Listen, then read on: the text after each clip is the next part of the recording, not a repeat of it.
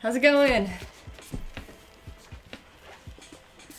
I haven't been on stream in a real stream for so long. This is so fun. Really? Are you mostly Well, I mean, I guess like E3 is a real stream, but you know what I mean? But like your own stream. Yeah, and like where you can actually talk to people and say hi. Hey everybody, this is my friend Anna. You might recognize her from a lot of different things, Twitch-related things, and Dice Camera Action, which is a show that she does with Jared. What else are you into? I run Misclicks, which is a channel that does a lot of random different shows that all uplift and support, especially women, but all sorts of gamers that need uplifting and supporting, and we do a lot of role-playing on that channel as well. Cool, that's awesome. And I do esports too. Freelance esports hosting, especially in Heroes of the Storm and Blizzard. Well, today we're going to do some leatherwork together. She was in town for E3 and had some extra days here, and so she decided to stop by, and we're going to do some crafting. And I think you're going to be working on your Beveling stuff, right? Yes. So before the events of episode 52, which shall not be revealed here, but you should go watch them, Evelyn bought new bracers because she had leather bracers and now she has metal ones. So I'm going to try to make leather bracers. And Heidi says I can use these buckles, which is like going hard mode on my first try, but I'm going to try it. You'll be fine. You'll get this. Yes. Oh, hi, Jackson. What's up, buddy? You know people here? Yeah. Awesome. Jackson plays the accordion. He was that's in the cool. TwitchCon talent show last year. That's super amazing. I should have gone to that. I'm excited for TwitchCon this Yeah, year. me too. Try to do more stuff. Okay, so I'm supposed to just make a pattern, right? Right. So your first task is going to be just creating a pattern, and I've provided some foam here. This is like really cheap craft foam that you can get pretty much any craft store. And the idea here is that it is going to function the same way that leather does in like the thickness and the sizing, so you can put it on, try it out, and kind of like make sure that your pieces are all the right shapes that you want before you cut into the expensive stuff. So it's definitely always worthwhile to do a mock-up whenever you're working with expensive materials of any kinds, and also just to like kind of streamline your process and make sure it's always like that you're being efficient with your time. Right. I guess the bracer isn't even that long, huh? I was thinking like, how does my arm fit in this? But it's You can it do only much comes smaller. like how far does a bracer come up? You're the expert. I think it can be whatever size. Like this would be more of like a mini one because she kind Yeah. of has mini ones right now, right? She has like Wonder Woman bracers. Yeah, you could do that. You could do this size. Whatever Okay. size you want to make them is fine. I also have an arm model if you'd prefer to use Oh my that. gosh, that's crazy. It's No, really I'll use creepy. my own arm because my arm is. I want to make sure that it fits. How's it going? I'm gonna tweak a thing for you real fast. Go for it. Jared's here to tweak a thing. Your like Fix the things, Jared. webcam is currently like auto white balancing back and forth and going insane. Oh, no one wants that. Auto white balancing back and forth forever. Gross. I know, disgusting. Ew. Is it hot in here, or is it just because I'm drinking a hot latte? I think it's like on the knife's edge of like if I were drinking something hot, I would die. But I'm totally happy where I am because I have a cold drink. Oh yeah, I should have done that, but I wanted something warm in my tummy. Right, there you go. Can we get some air conditioning maybe? Okay. How are we doing on that front? I'm gonna look up reference material of bracers that I like. Yeah, bracers they do cover the forearm, but it kind of depends on how, I'm answering Kitten's question as well, how like large you want them for your own personal tastes. Because let me look at a picture of your costume too. Yeah, because Evelyn's shield actually, like mechanically in the game, is her bracers. Because for the first like 7 months of our game, I never referenced holding my shield, and we all forgot that I had one. Oh no. But numbers wise, I kept pretending I had one, so I just worked out with Chris that my bracers, like Wonder Woman, were my shield, which actually makes a lot more sense with Evelyn because she's always like flying around and moving and stuff, so it makes That's sense that that's neat. how she deflects. Yeah, I think that's really cute. It's a character detail. Yeah. It's also kind of like Imba because I can wield my battle axe two-handed. And suppose if I do that, I'm supposed to like throw down my shield, wield two-handed, and then I'd have to pick my shield back up. But my shield is already on my arm, so I have to just kind of like lore explain that away. So here's one of the photos from before. I Right. don't have like a really close-up, a really good one, but So that's pretty far up my arm. That goes to like here. yeah. I like that it's pointed too. Yeah, she did like some shaping with that. So maybe start with like a piece like this and try like holding your arm out.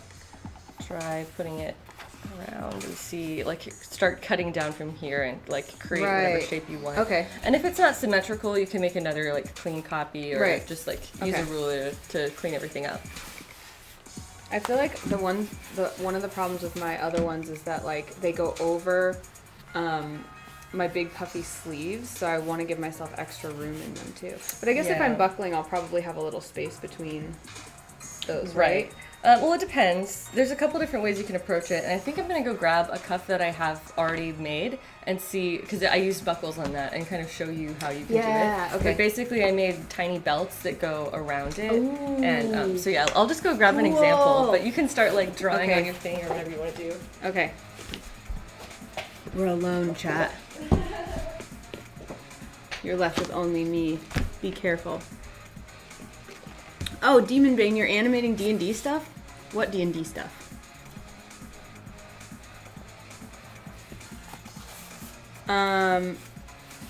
We are working on bracers.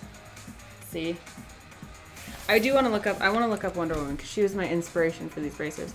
Super into Wonder Woman because, obviously, have you guys seen that movie? It's so good. I saw this tweet from a woman who was like, is this how men feel after every superhero movie they watch? And that's exactly what it was for me. It was like, I felt amazing. I felt so powerful.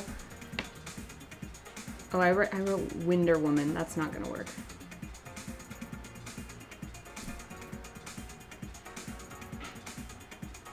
Pony Pigu. No, D&D outfits can be whatever you want.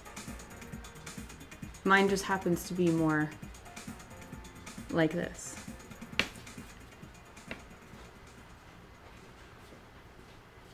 All right, I'm back. I have two different examples here. Ooh. One of them is the fancy bracer that I made for my golden armor. It's Yes. The paint has really taken a beating, and this needs to be redone. But this is kind of the style. It has the buckles. Yes. And it also has a strap. And this is just attached on the underside. You could make this much like wider. In fact, you could even use this as a pattern if you want to. I want to make like exactly that. That looks amazing. That'd be pretty cool with the rest of your costume. Yeah. And then there's also this version that has the little buckles on the outside with little belts. This was one of the first things I ever made, and it's much smaller, but there you go. That's kind of Dude, kind of the yes, this idea. is what I needed. I needed reference material. This is perfect. I want to Awesome. look up Wonder Woman because it looks like most of the ones that people make for her have straps too. Do they? But actually, I like that way better. That's super Evelyn right there. Thanks. I'm just going to use this as a pattern. I'm gonna look really quickly through some of my my gold fiddly bits.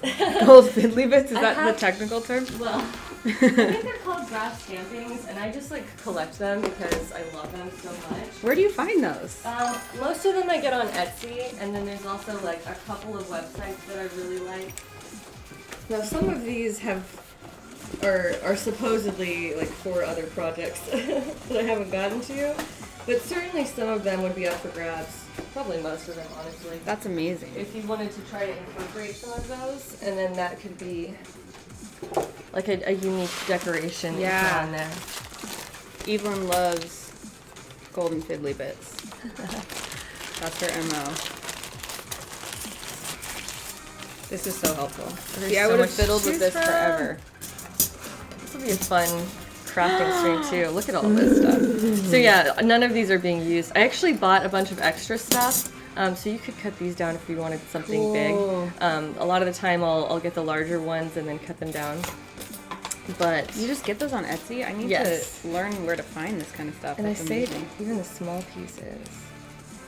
Because my Evelyn costume, I love it, but especially the parts that I made, the clothes, I feel like she would have way more decoration on it, and so I need to just like, because in my head I was like, oh, I need to like embroider that, and that's going to take forever, and I'm going to have to do it all by hand, but I should just start buying Yes. bits. These are, this is not even leather work. We're getting distracted by all kinds of other things. We'll get to the leather work, don't worry. We're going to be getting some leather out. But these are brass pieces. They're just like decorative pre-made brass stampings. And I use them in a lot of my costumes. And I just really like incorporating them. Oh, thank you. That's so kind of you.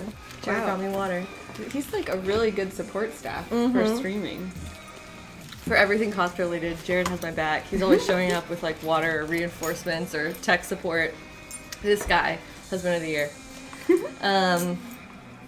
But yeah, I like to incorporate these into a lot of different costumes that I make because you can sew them onto costumes, like just stitching through the holes. You can drill holes and then rivet them onto leather. You could put them onto Warbla or other like thermoplastics, whatever other thing you might be making your costume like armor out of. So they're super, super versatile, and I just collect them because they come in handy at times like this. This is so cool. Yeah. I like the hand cover part especially. Thank you. This is definitely way more decorative. Like, this is not necessarily meant to be worn into battle, but you could certainly do it if you want to. Evelyn would wear something decorative into battle and feel great about it. That's true. That's probably very in It's character very for her. canon. Well, yeah, pretty much any of these, if you want to use, you can go for it. There's only a very few that, like this one, I was trying to use that for part of a costume.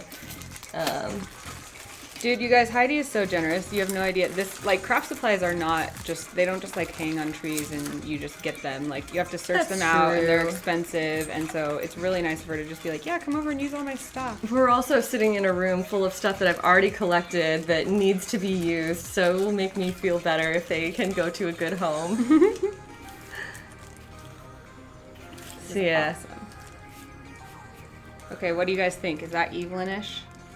See, this is what Heidi's talking about, that it's like open, so it's more decorative.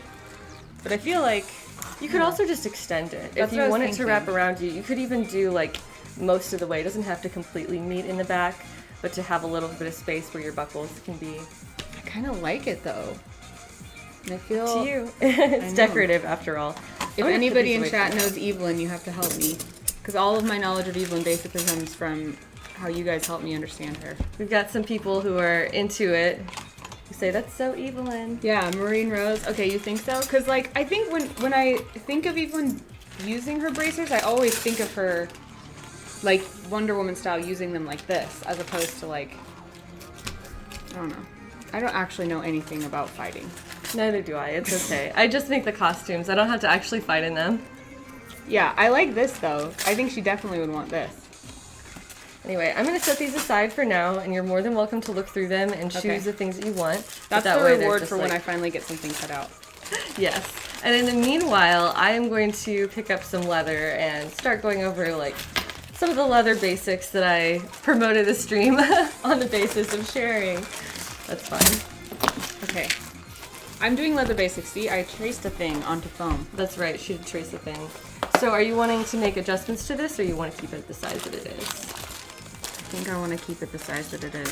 The idea of doing adjustments is fun, but I just like that exactly how it is. Cool, well then that worked out pretty well. Yeah. I'm just gonna copy you completely. Yeah, if I had known that, I would have like brought those to the Red Fair for you. You could have worn them. Oh my gosh. That's okay. I love the ones Holly made for me too. Let me get you a different pair of scissors. So all of the scissors with metal handles are fabric scissors. I figured that's why I was holding it up. And the plastic ones are all for foam and other things. You can also use a knife if you prefer, but it's up to you. Is that easier? Yeah, and honestly, I got the foam out because I assumed you would be like wanting to make your own pattern, then try to kind of like work on it. But you could, well, you'll still want to trace off these pieces and not that one. So I guess you'll go ahead and cut this out regardless. But you don't need to go through the whole process of like putting the mock-up together, trying it on, because you already pretty much have. Yeah. Cool. Is that okay? Did I Yeah. just stole your design completely? No, that's 100% fine. It's my design, so it's not like it's some other like copyrighted thing. I don't give a crap. Okay, so I should cut these out. Yeah, go for it. And you can use the knife or the scissors. I have a knife now, so that's what we're doing. Cool. It's very satisfying to use an X-Acto knife. It really is. I have more blades if you want a fresh blade, because I'm always like getting fresh blades whenever I can to make sure it's nice and clean, and it really makes a difference. I'm getting stabbed by these things. That's fine. I can't be able to do anything about that now. This is a really cool setup. I keep thinking they can't see what I'm doing, but they totally can. They totally can. This is awesome. Yeah, it's really simple. Just a webcam on a little squiggly guy. I need to do that. I need to mount it on the ceiling instead. I have it on a big boom and it keeps falling on me. I think I am gonna get my creepy arm out because it helps me to like. I love that. Is that your actual arm? Yes, this is my actual arm, and it's like a creepy replica. There we go, of my actual arm. That's amazing. It's like made out of Ultracal, I think. It's one of the stone plasters that you use for like makeup casting. And I did it in a special effects makeup class, and so I just have it around, and I use it as a model so that I can work on it and still have like the full use of two of my hands. So there we go. Here's my creepy hand is now visiting us. I'm gonna steal some of this as well. Does your creepy hand have a name? Is it a creature? No, I haven't named all of the mannequins that I have. Just some of them have names. Most of them have been named by the chat. Which includes Miss Titties over here. Who yeah. Yeah. That's a really descriptive and clear name. We keep it very classy here. So I'm going to be doing a little bit of like small work for Celica's bracers as well. We can just make this a bracer work day. Ooh, cool. Yeah. Those are like super glove awesome. bracers. Yeah, and honestly, it's pretty similar to what, to like this size here. It's not very much bigger, although it is one continuous piece. So I can kind of use this to gauge what the size will be for my finished thing. Now that I'm looking at that, I wonder, when I had it on, it felt so right, but now I'm like, should I, because Evelyn's such a warrior, maybe she would extend them to have more coverage. No, she wouldn't. You She don't would have just to like what it overthink looks it. like. She totally went to like a designer dwarf in Citadel. And was like, make me the fanciest Yes. clothes in all of the land. Yes. That's really cute.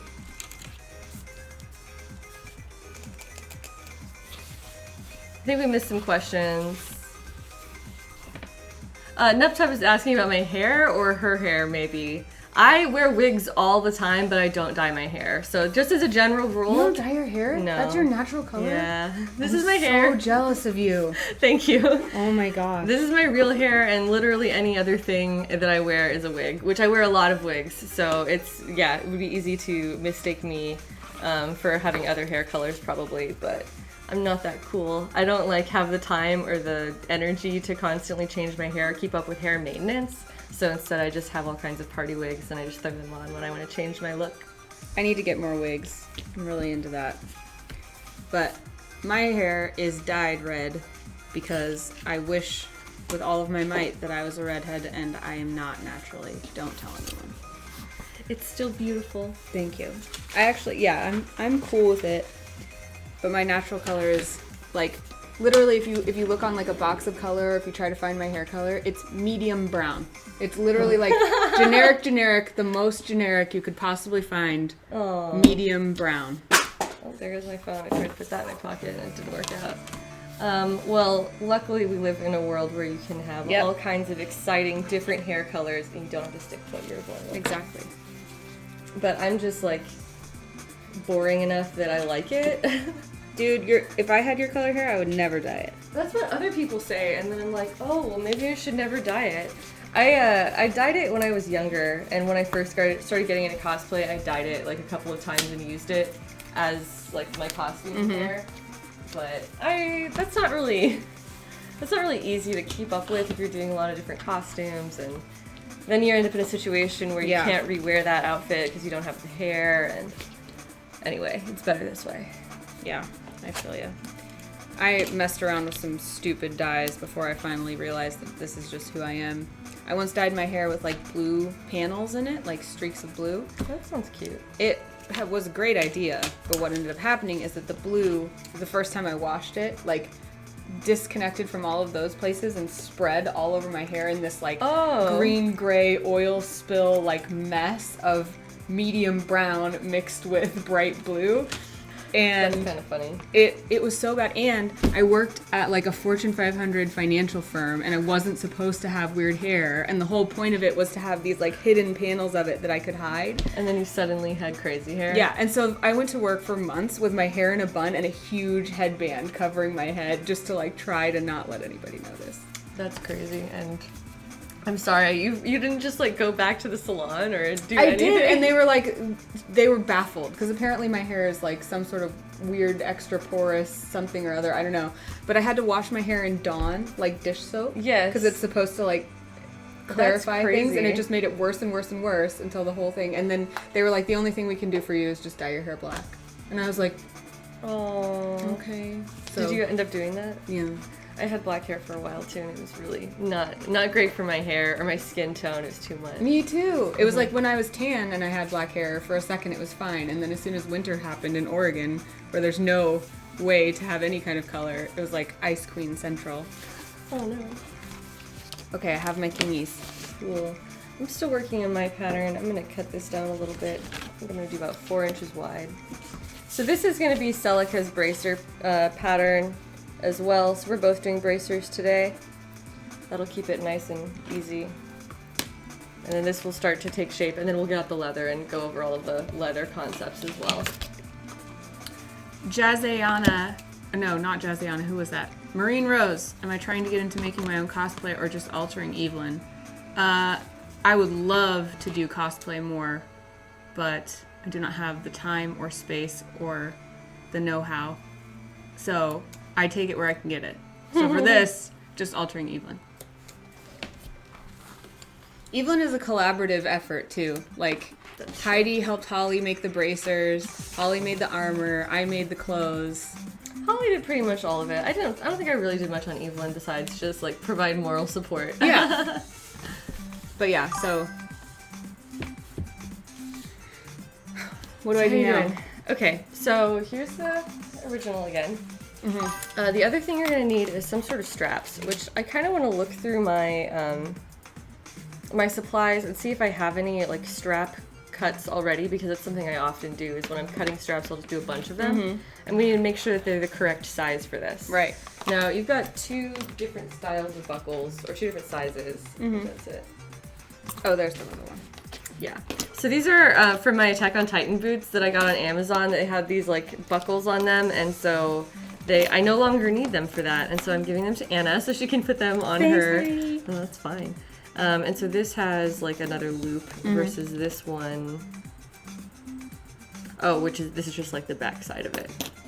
So that's fine. Like this one, if you have a buckle that has a shank that's on the side, then you need to do some kind of belt loop. But these are all going to be fine because they either come with a belt loop or they have the double-sided. Okay. So that's actually going to be perfect for this Cool. project. So yeah, we'll just need to cut your straps, and then you'll want to make sure that you figure out where you want to place them, because they're going to be a little bit different size. Because these are going to be bigger, yeah. Right. So let's do some strips of... So should I make a pattern for the straps? Yes, but I can work on that too. Let me see your arm really quickly. No, it'll have to be longer than this. And any sort of like trash or scraps, by the way, you can just throw on the floor. That's what I do with them. It's very liberating. I do that too, Just- and my husband gets really upset because there's like a pile of thread and fabric all around, and he's convinced the dogs are going to eat it and die, which has never happened. But out of respect for him and my dogs, I try not to do it anymore. Well, this is the place to throw things on the floor without consequence. Aries doesn't eat scraps. No, Aries does not do anything like that. He knows better.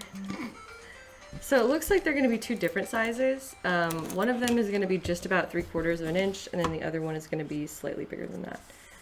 Can I see that knife, perhaps? Scalpel. Thank you.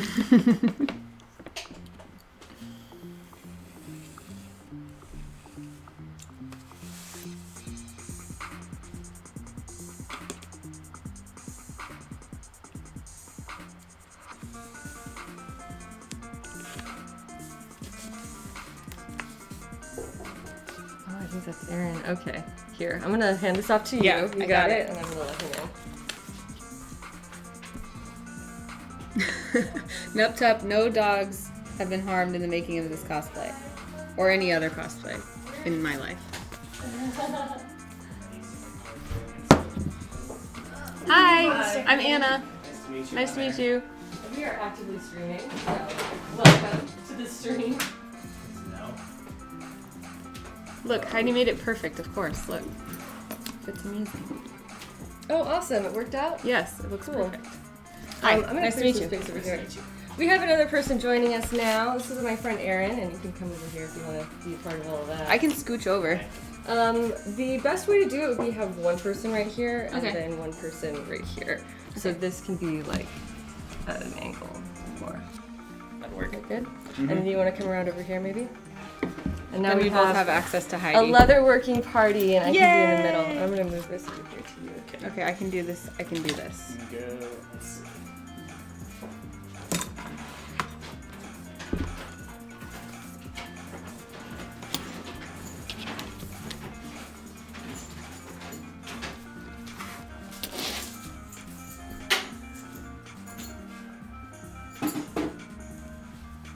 I'm just gonna set the arm aside right now. No need for a creepy arm yet. I'm gonna check out the chat, see if we've got any questions or anything like that. Sorry.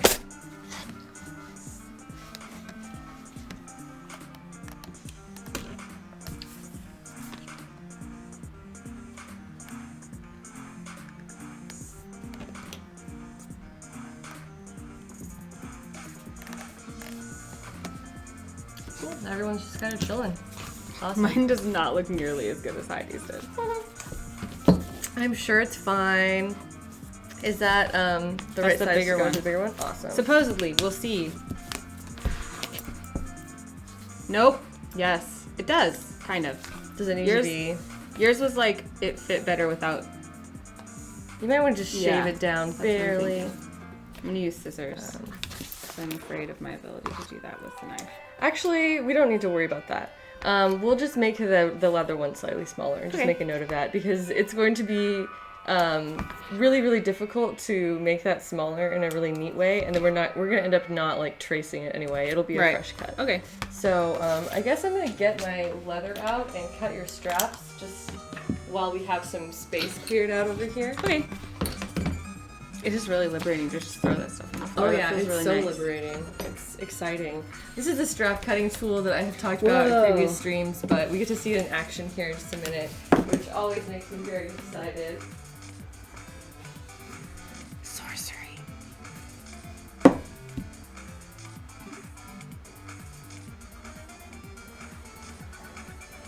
Demon Bane, I think we're making 3 separate things. 3 separate costumes. Yes, I think that's also true. I'm not sure if Arin's making costumes, but definitely some Wow. different stuff. Do you guys see this? This is a giant roll of leather. Yes, I have several giant rolls of leather, but we're just going to use one today. First thing I need to do is get a straight edge on that. Oh my goodness, you brought so much stuff! I did. I am always paranoid I'm going to need something.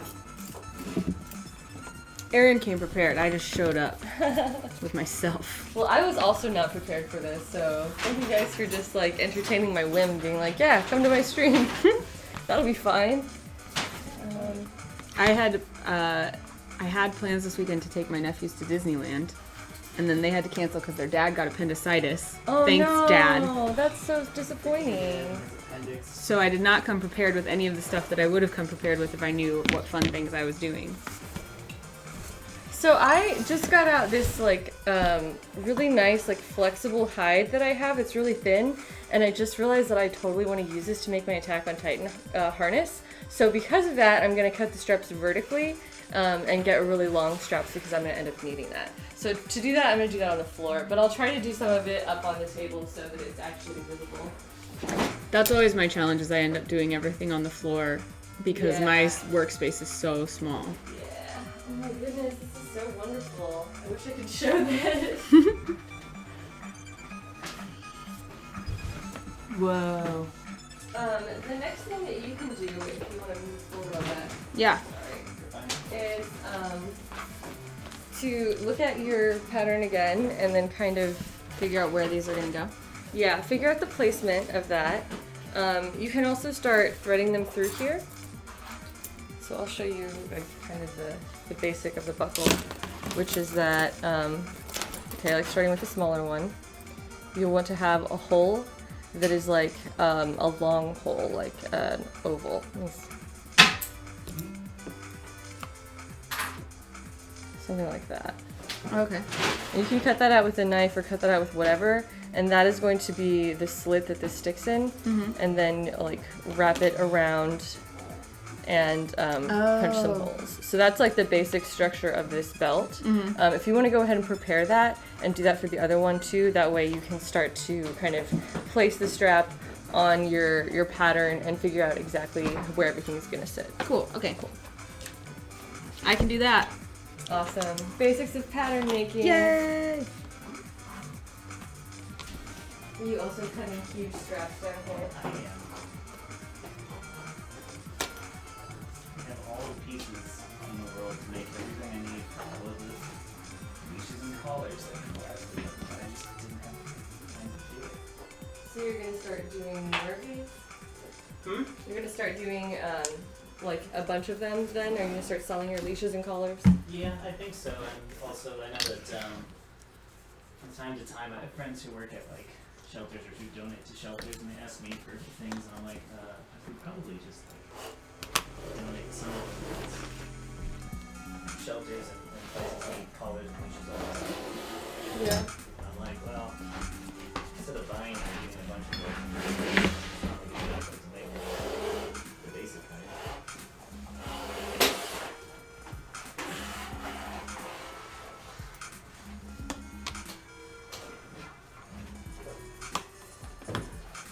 Should this long hole have, like, should it be like a slit, or should it have... It should be a slit. It should Okay. be like the Like what I this. just drew. Yes, but Do you want to like take more out of it? Is what I mean. Yeah, I'll show you where. Sorry. Oh, like on here. I see so it. This is the oblong hole punch. Oh. So you want something that literally just cuts out all of it. Nice. Yeah, Okay. and you can actually use this. I thought it might be overkill for this. Right.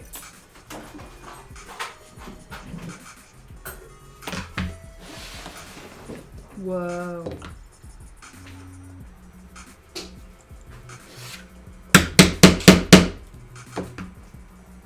It's a little harder to cut the foam because it doesn't like to slice as Because nicely. it just bounces. Yeah, and honestly, this probably needs to be sharpened too. But that's the gist of it. Then you wrap it down. And then we would put like rivets here. Mm-hmm. Cool. Yeah, somewhere in the middle. So you want to have it like, there'll probably have to be one underneath here, but it won't be obvious because the strap will come back around through and cover it. So you want to place one rivet probably where that pen mark is, okay. and then one maybe like a 1/2 inch or 3/4 of an inch below that. So you can go ahead and find exactly the spot where you want to put those, Okay. which I think that would be a good, So like here you said? yes, that would be a good spot. And one like here? Yeah, that'd be good too. Okay. And then like draw a line where you want to cut this off, and just so that you have like all of those little details adjusted before you start copying it to another one. Gotcha.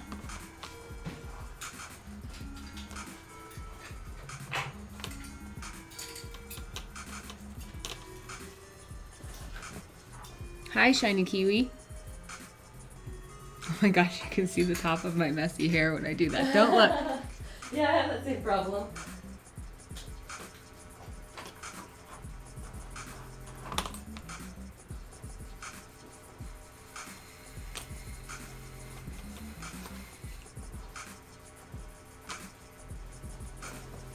That's the sound of Heidi cutting a big thingy of leather. Can you hear that? I can. I don't know if they can.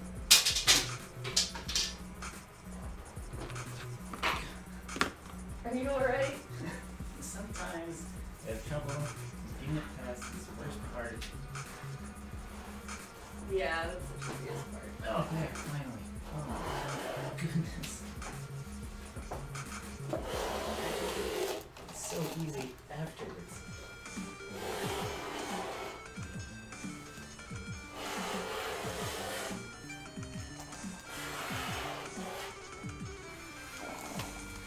You can always like take a little clip or something, like take a knife or the scissors and just like clip the very end of it, and then start threading. It's like the razor cut in there. There we go. Yeah.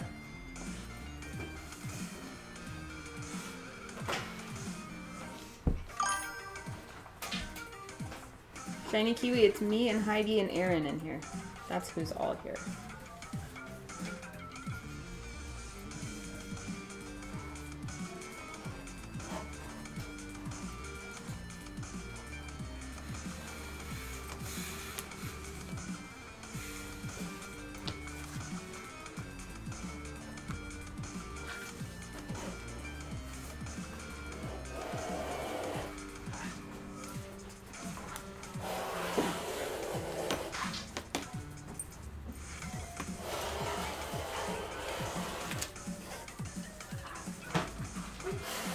Alright.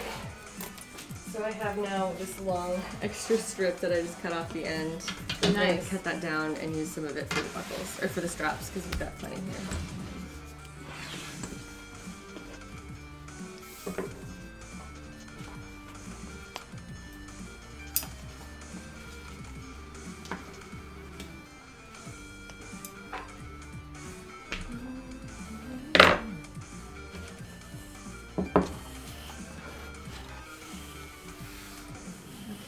And here's the strap cutter. So this is the beauty of the strap cutter.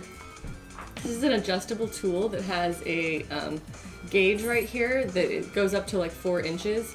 We only need 3/4 of an inch for this first cut.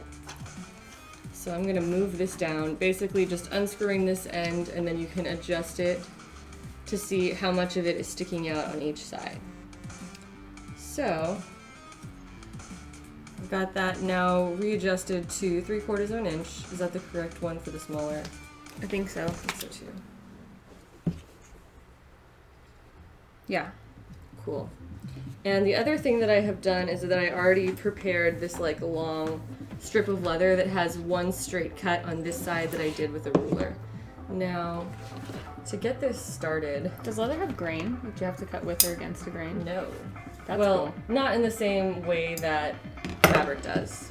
It's made out of animal hides. Yeah, I just like have no idea how skin works. So there are different parts of the animal that behave differently. Like the belly is really stretchy, and so you in general don't want to use the belly for anything that needs to be like really stiff or structured. Oh, I should probably be doing this more on camera. Sorry. But here I am with the strap cutter. I started feeding it through, and this has a little razor blade positioned at the end of here. And now I'm just grabbing it and just pulling it. So cool. To automatically cut the correct width that I'm going for.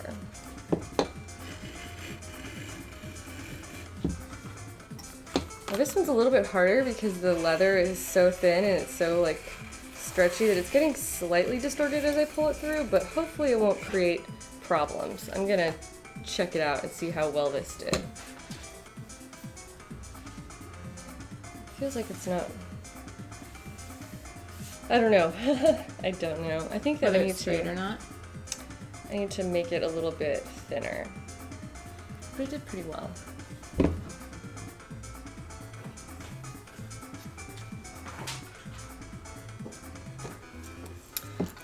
Let's see. This is what is it? Shiny Kiwi is asking, do you have to use a different pair of scissors for leather or do you use fabric scissors? These are leather scissors. I do have several pairs of fabric scissors, and I made the comment earlier that my metal ones were all for fabric.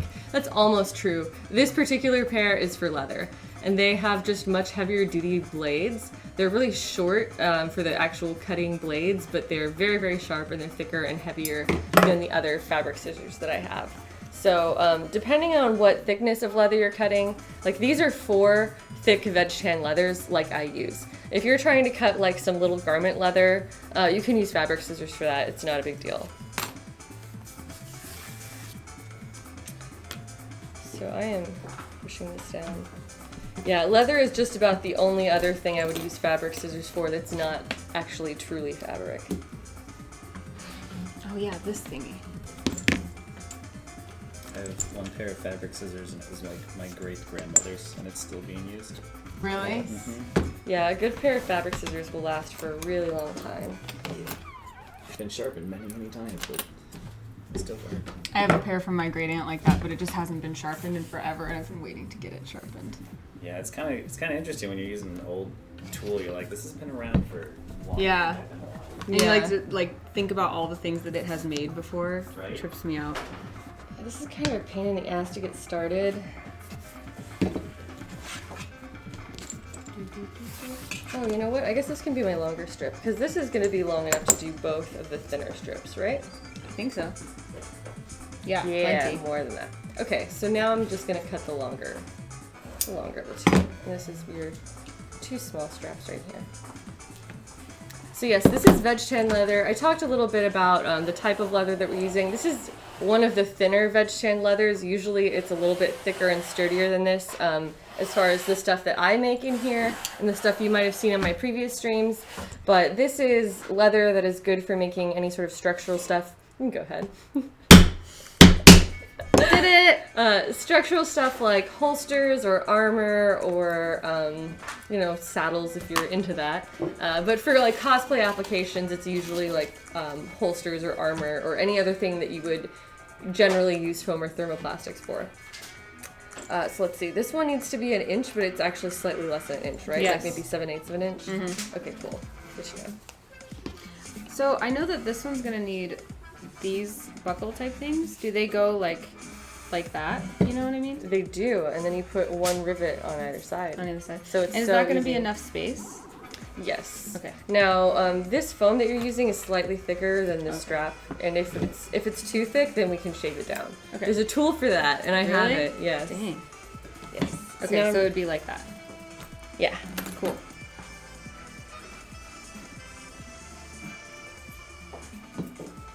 I'm doing it, guys. See?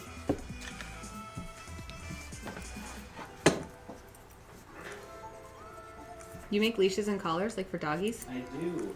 I started doing it for my dog, and then I decided, I was like, oh, I should just jump head first into this hobby and spend like $1,000 2 months. And I'm like, I think I've given more. I've given everything away pretty much at this point. But it would be nice if probably start selling some of them so I can make back some of the grand I spent on this. Right. Supplies. Yeah. But I'm still a beginner, so I'm just trying to figure things out as I go. Shiny Kiwi, yes. We are making part of Evelyn's armor for the Dice Camera Action Show. That's Anna's D&D character. For those of you who are uninitiated. Yeah, and I suggest if you do start watching, don't start with the most recent episode. At least get educated on what leads up to it, because it's actually the best session of role-playing that I've ever been in my whole life, and you should know all the backstory in order to fully experience it.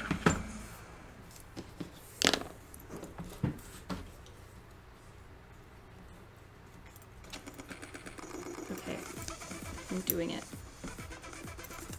Now do I need to figure out where the, like, these holes will be? Yes, but to do that, you might want to try it on. Mm-hmm. So, do you have this guy ready? Mm-hmm. So you'll want to put the larger buckle down probably on this end and the smaller one up there.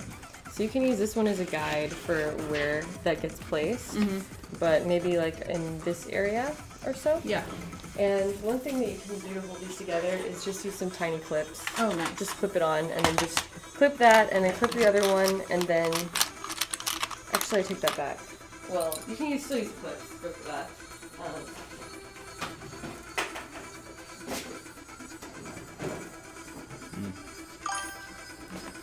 But we can start punching holes and using these rivets to hold things together. Whoa. Look at these tools, you I'm guys. just getting You see more and these? more tools out everywhere. Look at that. It looks like science fiction. In a cool way. Thanks, Anna. So these, this is a rotary hole punch. You can move it around and pick whichever size you need. We are just going to be using one that will be of a size to do these rivets, which I think the hole that's currently there is fine. So Anna went ahead and made this like mock-up for her strap and figured out where she wants her rivets to be placed. And now I'm going to punch a hole through both layers of this foam. Hopefully that goes through. I need to poke it out with something. Oh, it's fine. Okay. And now these are double cap rivets. There's like a post side and then there's a cap side.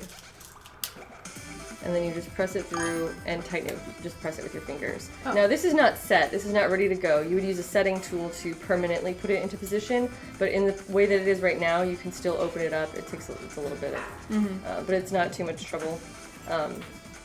And so this is kind of creating a temporary hold so that you can work with the strap and not be worried about it falling apart. Gotcha. So there's one more. I'm gonna have to punch that out.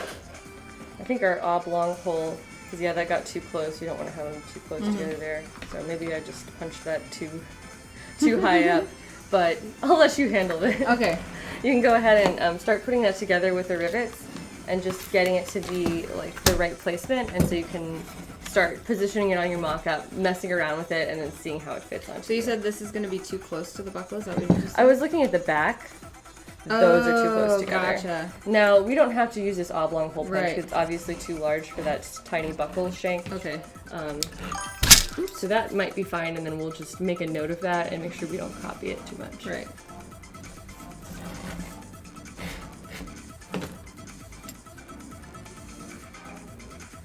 How's it going?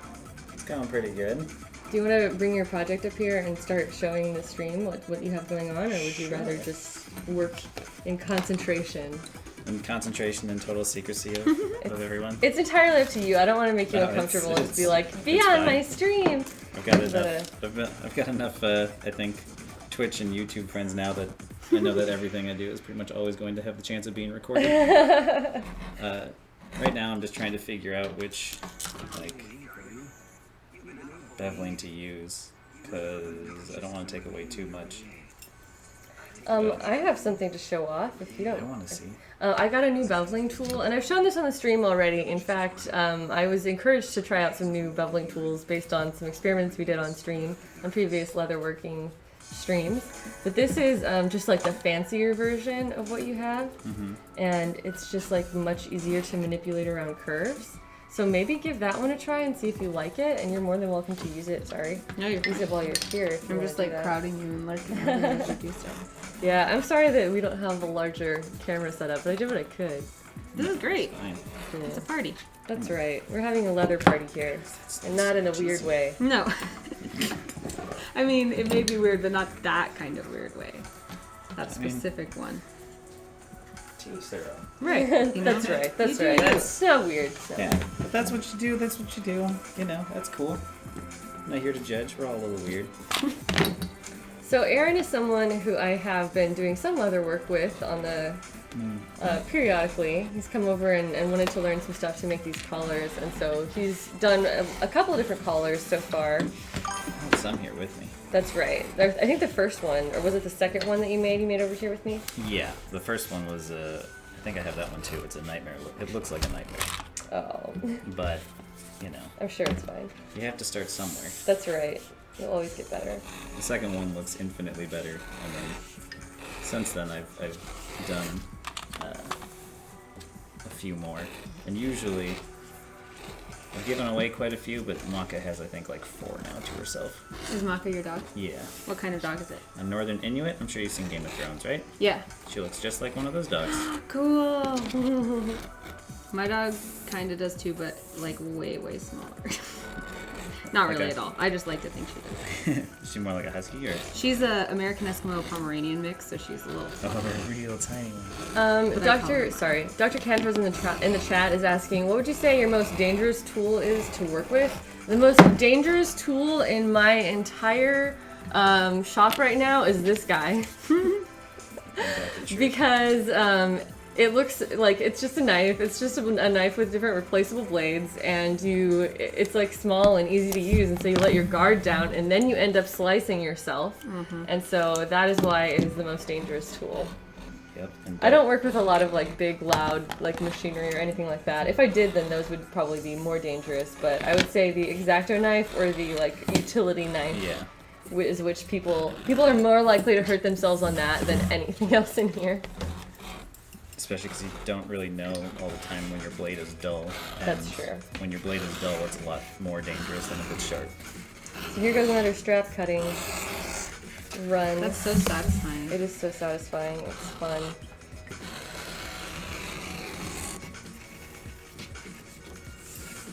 Strap cutting is probably one of the more satisfying parts of leatherworking. So satisfying.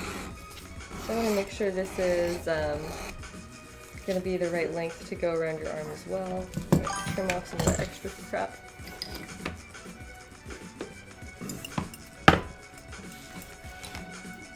I totally understand the need for the foam because I need to like mark all over it. See, I almost like opened this backwards because I was trying to look at the chat. It's fine, guys. It's fine. I Nothing didn't cut happened. myself. Everything's fine. So shout out to everyone who has followed during the stream. Sorry I haven't been reading everything like I usually do, but since we have multiple people here doing multiple things, just trying to cut down on all of the extra talking. But thank you all for joining us, and it's awesome to have you here, and I hope that you enjoy the guest party stream atmosphere thing. Now, let me see your arm.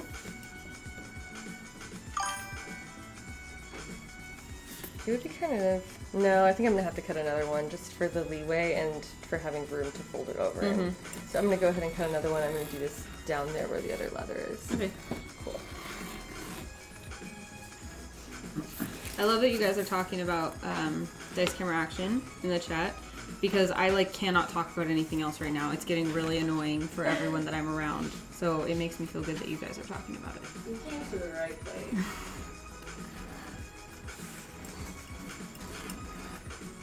Oh, you know what else just occurred to me is that we need 4 of these. I'm like, oh yeah, I'm cutting 2. Oh yeah, We do have 2 grades. that didn't occur to me either. That's fine. We'll make it happen.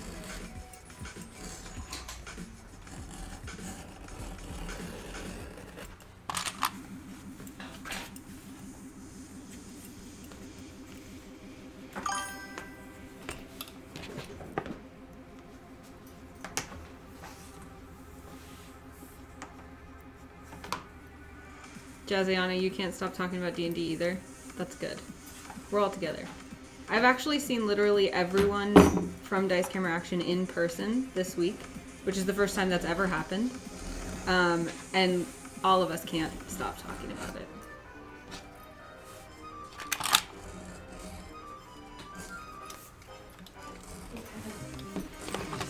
Upstairs yelling by himself. And you know that he's recording something. I totally understand that. So yeah, that's my whole life, honestly. If you catch me playing Overwatch at the end of the night, at some point you're gonna hear me yell. Do you do video game stuff for a living too? I'm a 3D artist for video games, Oh, cool. but not the YouTube or Twitch personality or anything like that. But What games do you work on? I made WildStar in the past. I worked on that, and I also worked on a game called The Order 1886. Cool. Both pretty games. Luckily, I'm an artist, so I get Yeah. credit for that part. But That's the good stuff. right? But yeah, no. Video games are still just a hobby at the end of the evening. And Overwatch is... Seems to be like sucking a whole bunch of people in and not letting them go, that game. Yeah, it's just... I have a ranked and competitive, like, need whenever I play these types of games, because I'm like, oh, I'm continuously getting more and more challenged, and it's more and more fun.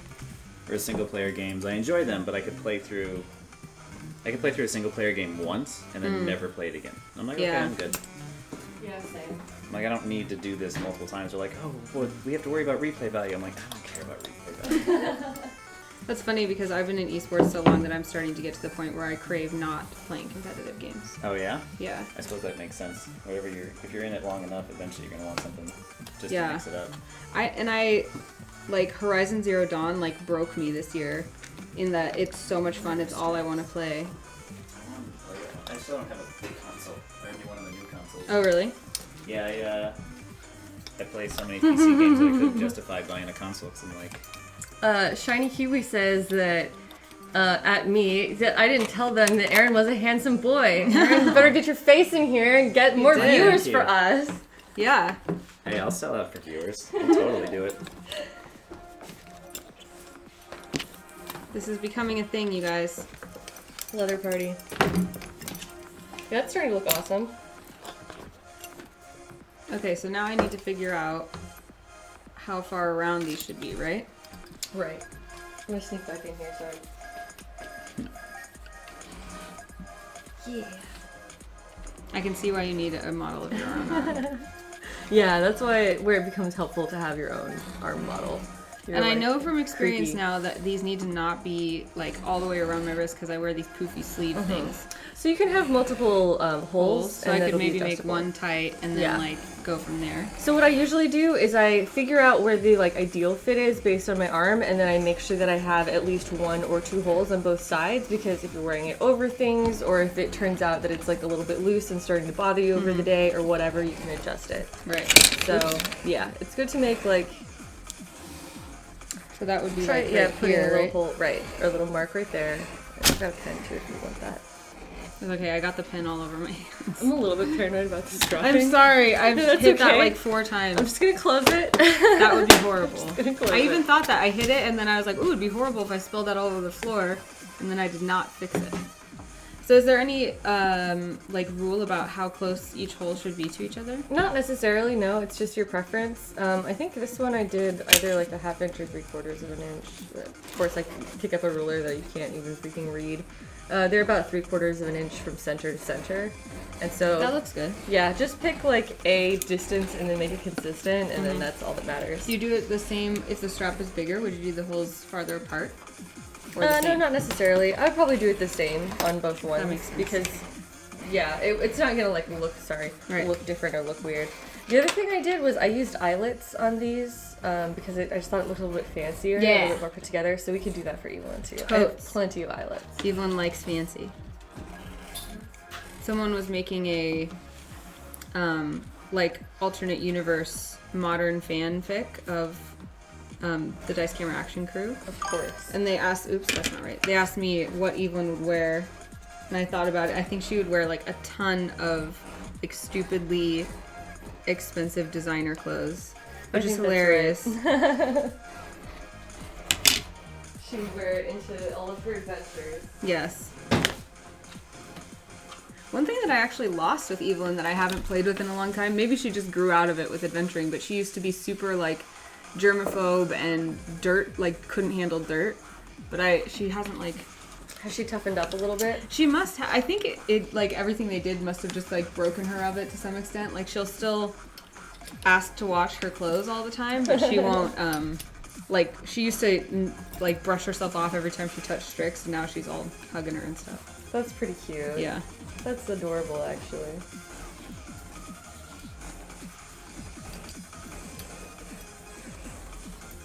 Do you guys get a lot of Dice Camera Action fan fiction? Recently, at like episode 52, like just made everyone. It inspired so many people creatively, including myself. But so I read like 3 fanfics this week. One of them was about shipping Evelyn and Strix. That was a fun one. And then, Sorry. Shout out to Sheena who just followed. Thanks, Sheena. Hi, Sheena. Sheena. Wait, no, Sheena? Yeah. I figured she'd be sleeping. I guess not. Hanging out with us. Tomi asks, what's he carving? So he is using the beveling tool to just like slice off that edge and do that bevel that I've shown this in previous streams, but whenever you're ready to do the next one, we can talk about it and show it on the camera. So this is the beveling tool. This is one of the Craft Tool Pro tools that I got, and I'm so grateful that I got this one because it's actually much nicer to use than the like cheaper versions. But what it does is it literally bevels the edge of your leather. So like I'm cutting straps that all have straight edges right now, and because the strap is so thin, it's really not that big of a deal. We're gonna keep the edges straight. But his are quite a bit thicker because this is gonna be a dog collar, and so it's gonna be under a lot more strain, probably from really big dogs that are getting excited and pulling on it. Yeah. So what he's doing is basically like sliding that tool right along the cut edge and just shaving off like the very like sharp corner of the top, and so it's creating a beveled edge. And you'll do that on the front, like the top and the bottom of your leather piece, and then you can have a really nice rounded edge with the help of a few more tools.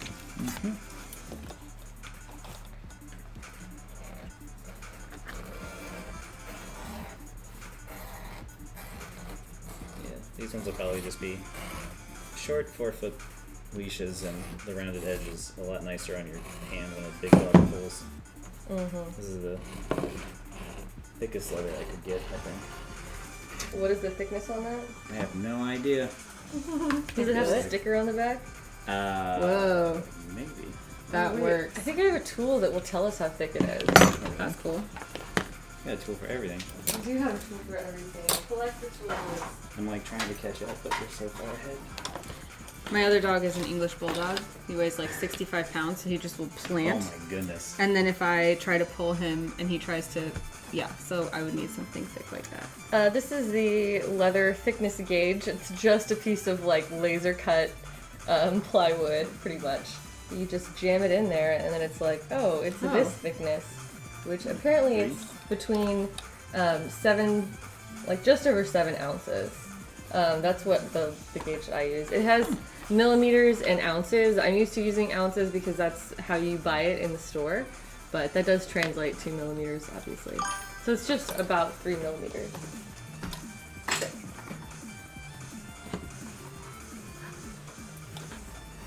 You think 3 holes is like a good rule of thumb?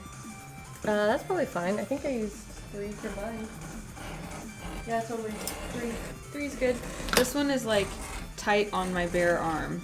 That's the tightest one. Should I make one that's... You can go ahead and put more on there. It's not going to hurt. Well, should I guess what I'm saying is, should I have one that's tighter than that? Probably not. I would never need that. Yeah, you won't need it to ever be smaller unless Right. you lose a considerable amount of weight, which would In be my wrist. unhealthy.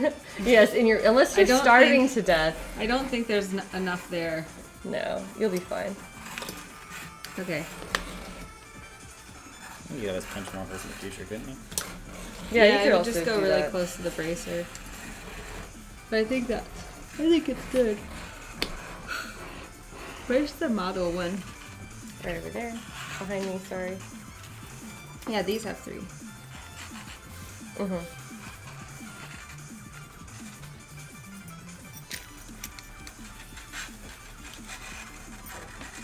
What was this one for, you said? That was for my Labyrinth of Jareth costume from last year, which was a super amazing event. It's here in LA. That's like the Labyrinth ball. Oh, to be like yeah. the ball from the I've been movie. meaning to go to that for someday. You should totally go this year. It's happening in August, I want to say, like I think that's about mid-August. right, yeah. And you should totally go. We would have a great time. That I'm trying to get sounds Jared really to go fun. with me this year.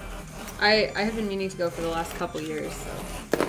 It's Me a really too, popular, actually. like, formal nerd event. Nerd prom is what a lot of people call it. Yes. I want to go to Nerd Prom. So I just cut like hella straps. You're definitely not gonna run out now. Sweet. I am gonna do 4 holes. I just like to dress up, but I don't go to that one. I love dressing up. Me? I work in the game industry. It's not very often I actually have an excuse to wear like a suit. Right? Thank you. I work with a lot of people that we had like a black tie holiday party last year, and everyone was like, when do we have to dress up? I want to wear my hoodie. And I was like, dude, Oh my God. let me wear a gown because I never get to dress up. Right? I don't know why people. It's one day a year you get to like, and it's a suit. You don't have to do anything for a suit. Every guy will look better in a suit. It doesn't matter what your body type is. Right. That's true. It's the one time where you don't have to like really be self-conscious about yourself. You just feel better as soon as you're like, oh, I'm really uncomfortable, but I look great. Yeah. Man, I wish that there was like an all-purpose dress like that. Man. Yeah, dude, that'd be amazing. It just like automatically does your hair and everything. Yeah, guys have that advantage. It's also a disadvantage because y'all look the same too. It's all about the tie at that point. That's true. It is really hard to like personalize a suit. Yeah. You don't get to stand out much. I usually use bright, vibrant ties like purple or something. But I know most of the people I work with in the game industry are exactly how you kind of picture them in your head. What do you think? You can go ahead and punch holes and do rivets for these two also. Oh yeah. If you're happy with the placement. I'm wondering, as I'm looking at this, if this should be farther over, because I'm wondering if, like, when they close... Well, you can go ahead and punch your holes and then just try it on. That's so, using the rivets instead of the clips will make that easier to try on, but, yeah, this is the point where you can put it on and then make sure your straps are sitting the way that you want them to be, and then from there we'll move on to cutting actual leather. Actual cut. Okay, that's actually not bad at all. When they, like, look even. Yeah, Okay. good. Rivet time. Rivet time.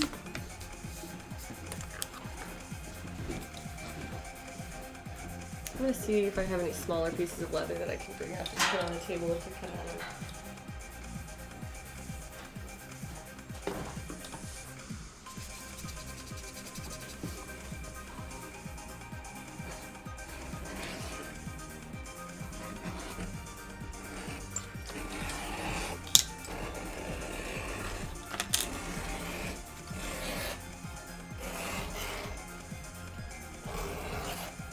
There's a hole punchy tool, right?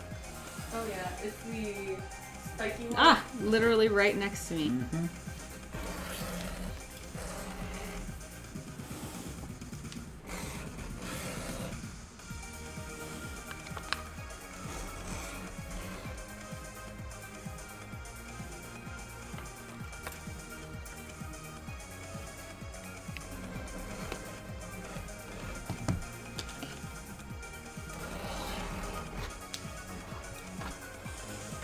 I'm just gonna end up getting out like every time I go.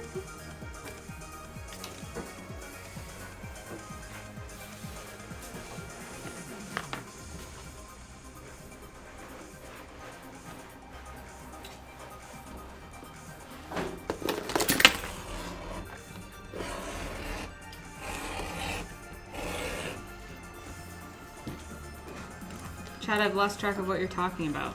I'm trying to understand you. What are you talking about?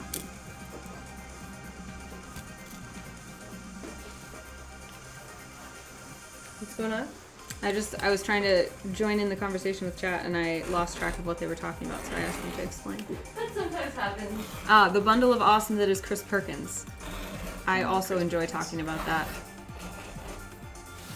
Oh yeah, I heard he's being an MMA fighter. Dude, yeah, Jazayana just said being a badass. Yeah, he used to fight MMA. Mild-mannered Chris Perkins, just owning people. I learned that and something else about him the other day. What was it?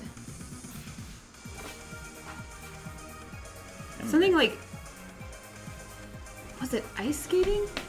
Oh my gosh, I would be so happy if he was also an ice skater.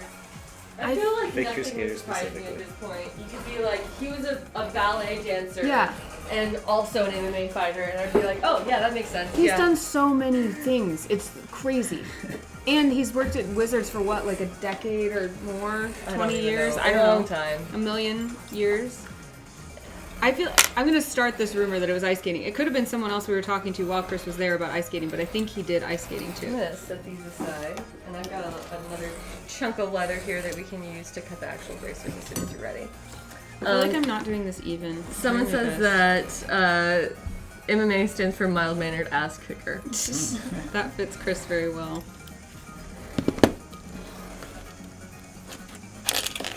Tommy Lick is also a ballet dancer. Awesome.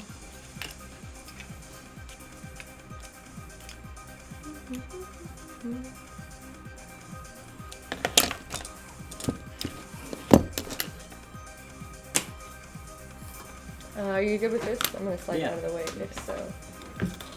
Just not enough space in here, unfortunately. We're doing pretty well though. For getting 3 Yeah. people onto one table. I would say so. Oh yeah. Thank you guys for being so accommodating. Me? Us? Yeah. What? Accommodating? You're Says- giving us space. Yeah. I have far less space than I work in my bedroom with all this stuff. Crystal in the chat says that it was ice skating, or that they believe Yes! it was ice skating. I'm Or telling you. Skating in general. The man's a legend. I like all the dog updates that he posts. I know. Oh my gosh. You So, guys, hanging out with my dog. Milo's his dog, is so attached to Chris. It's like, because he came to the Stream of Annihilation, so whenever Chris had to do something, someone would hold his leash. Milo would be at the very end of his leash, pointing toward where he knew Chris was at all times. He had no interest in anyone else. That's really cute.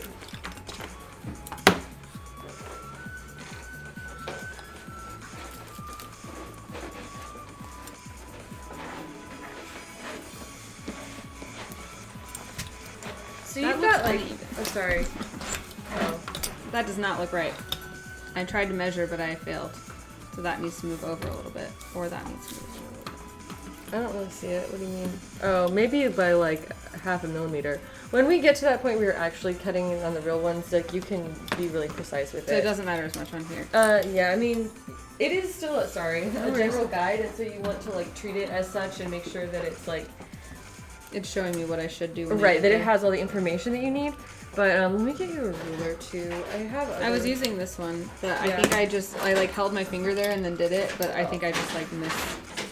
Yeah. I mean, honestly, especially with your first project, it takes a little while to get really used to those kinds of things and to be working as precisely as you can. So, I'll just make marks for it. I got it now. I hope. alright, that part is ready to go whenever you are. I'm just kind of like floating right now, which is fine. I feel weird that I'm, for once, not actually actively crafting on my own stream, but that's okay. Yeah, sorry for just like taking up all the space you need to craft. You are fine. Yeah, You're are we fine. taking up too much space? No, Maybe you're totally to hit. fine. Right? Yeah, go for it. Oh, actually, well, that's fine, but are you using this currently? No. Let's just slide this over. Yes. And that way other stuff won't bounce around. Yeah, that's another stuff that's right.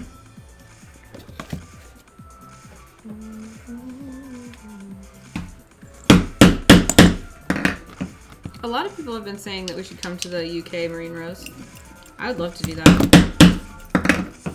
I haven't been in a while, and there's actually a Twitch office over there, and I think I may go just visit for lots of reasons.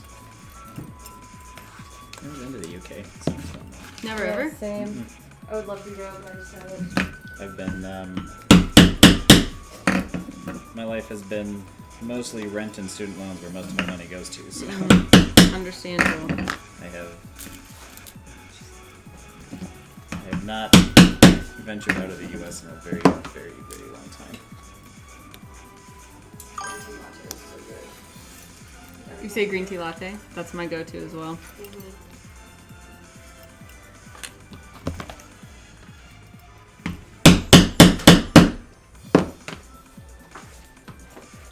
It works better when I eyeball this, I'm learning, instead of trying to measure it.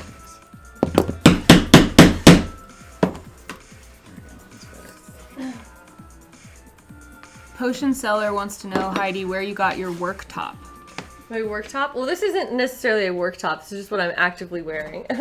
This is Do a they little mean vest.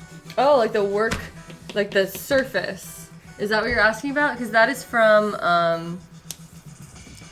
Joann's. They just sell like large cutting mats. And you can get cutting mats from a lot of different craft stores. This isn't like a specific brand. Work top? Oh, work top. Are you talking about a sewing machine? Because now they're saying sewing machine for my birthday. Okay, if you can clarify what, What you do you mean mean? by work top, I'm totally unfamiliar with that phrase. So I'm sure that you're probably referring to something really obvious that's just a different word that I don't use. My actual shirt, I saw someone else ask this earlier, but the shirt that I'm wearing came from Etsy, or it's just like a little vest. I love it. It's like adjustable and it's really cozy, and I like wearing little artsy clothes from Etsy, so that's where I've been doing all my shopping lately. Okay. So I said that I was going to work on Celica, but now we're all just like having a work party, and I feel like it would be too much for me to try to be working on something that's like part of my ongoing regular streams. So instead of that, I'm totally going to work on my Attack on Titan harness because I'm also really excited about that. Nice. There you So I'm just going to be cutting like small pieces probably. There's a lot of like weird little small pieces like this, and so I can just start replicating that. I got an Attack on Titan harness. If you guys follow any of my other social media, which you probably do if you're here today, but I did a Hanji Zoe costume from Attack on Titan. Now that season 2 is just wrapped up, today was like the last episode, and I can't wait to go watch it. But I did this costume last week, kind of on a whim, and I bought my harness online from like Amazon when I did this. But I've been really wanting to remake it in leather, and so while I'll probably do more of a dedicated stream to that in the future, I am gonna just start like working on these smaller pieces that I have, and pretty much just copying the exact harness that I bought and turning it into a leather version of that. Nice. That's awesome. So, I'm excited. Potion Seller, you're talking about the table.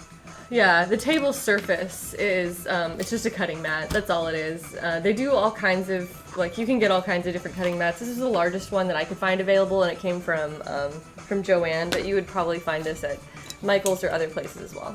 I got mine from Joann too, and actually, if you have a really tiny space like mine and you don't have like a space for a table like Heidi does, Joann actually sells this fold-out cabinet desk for sewing machines specifically, where it can fold into a table that's probably about like from here to here, and then fold out into a full-size like cutting table with a place for your sewing machine. So that's what I use because my apartment isn't big enough to have a crafting space. It works really well. That's awesome. I didn't know about that. Yeah, it's cool because then I can leave like enough of a streaming setup up that I don't have to set up for like an hour every time.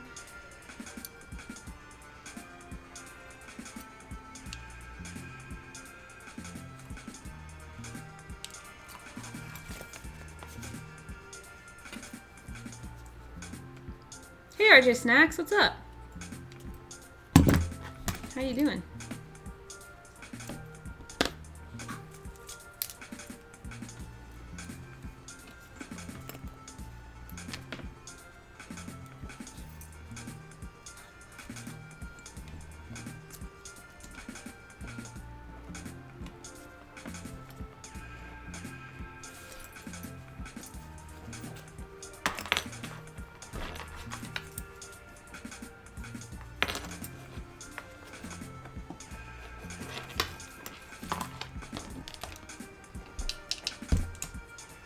Everything about what I just did was wrong in terms of not the leather, but cutting with a razor blade down towards my thumb. Ooh, that's a no-no. That's a no-no.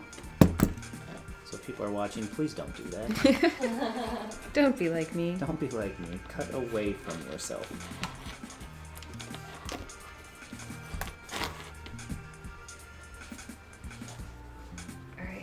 I'm back. I'm just tracing my stuff on the floor so that I'm not wasting precious table space. Oh, you're fine. Yeah, I actually had a worktop like this, and I took over my dining room table because I want to craft more than we have people over. And then my husband put his Warhammer tabletop on top of my worktop on the dining room table. So it is now a Warhammer table with my worktop underneath it. Which is fair because he actually plays Warhammer more than I craft or we have people over, so it's fair. I feel like it's hard to argue this one. Right. Alright, so all I did was trace my piece onto a fresh piece of leather. I'm doing 2 of these in order to make the little weird side pouches that are part of the Attack on Titan gear. Where did I just put that other knife? I have 2 knives. No, that's the one that you go ahead and use that one. I had like a second one.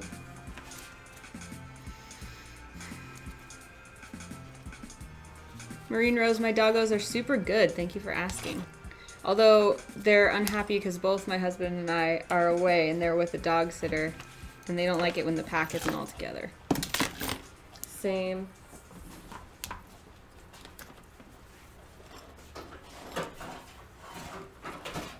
Yeah, I don't know. I got it out at the start of the stream. That's why I'm like, Were you using it on the floor? Because I thought you were using a different one when I came by, but I can't remember. oh, it is right here. So I picked it up and I set it on this table.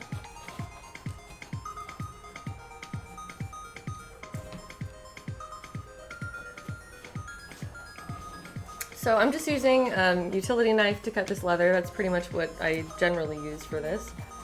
And I do have, I'm gonna use your ruler since it's out.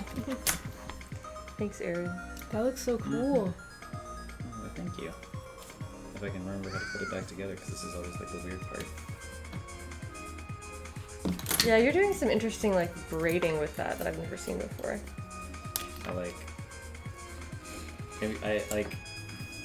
I got it right, which is why I left this alone, but I don't ever remember the actual proper way to do it, so I always have to like take it apart and then do it again. Yeah. That's really cool. So you're not even bonding those, you're like tying them. Mm-hmm. That's really cool. Yeah, and then it should, hopefully. When's your Etsy shop open? When can I buy one? Those are fancy. If they look nice by the end of the stream, you can just take one. Well, Hell yeah. I'll be your first customer. I appreciate it. Yeah, it should just hold like that. Just trying to cut these apart. There is such a thing as like corner punches that create really nice, beautifully rounded corners. Like Arin has out one of the like belt punches, and this gives you like a belt shape, which we can do on yours too if you want to do that. And I have some of these. But they make similar punches that instead of being like for the end of a belt, like a belt tip, they just come in like 90-degree angles, and they can do rounded corners. And those are really wonderful, but I don't have any. So instead of doing that, I'm just going to be trying to carefully match my corners with this knife and hoping for the best. It's okay, you'll just practice your hand skills. That's right, as always. So much of my art is just like, well, I don't have the tool for that, so I'm going to learn how to do it manually.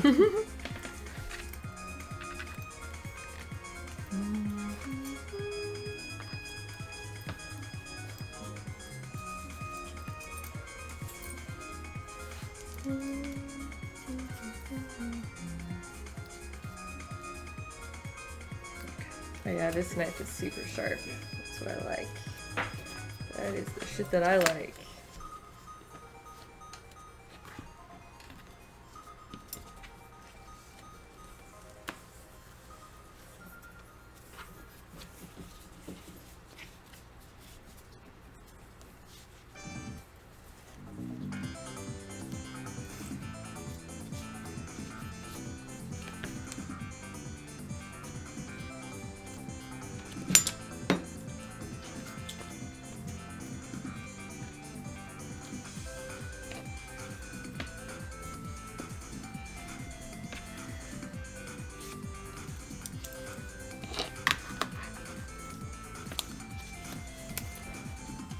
How are your straps coming along?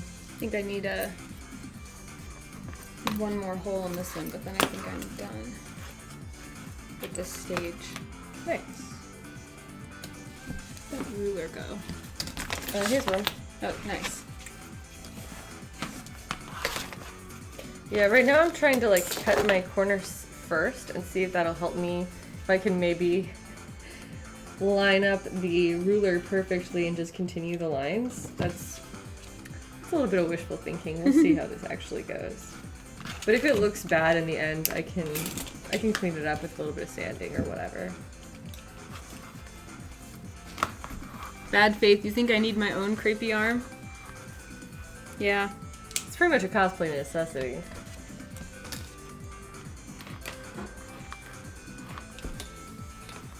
I just like putting it on. I think that's part of my like process. Even when I sew, I do that. I like to put things on and look at them before I keep working on them. And you cannot sew while something is on you, obviously.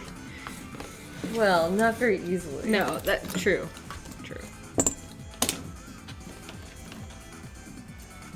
Go Telk wants to know if you do any leather tooling, stamping, or carving. I do. Where's this question? Oh, there it is. I do. If you've seen any of my previous streams, I've done quite a bit of that on stream. Like, all of my Celica stuff has stamping and carving and tooling in it, as well as any of the Zelda armor. I posted a photo of that earlier when I announced the stream, so you can check that out on my Twitter, my Instagram, and see some examples of that. But the answer to the question was that the pauldrons, in the post that I made, I was like, can you tell which parts of this costume are made out of leather? Because people are always surprised to hear that my pauldrons are made out of leather.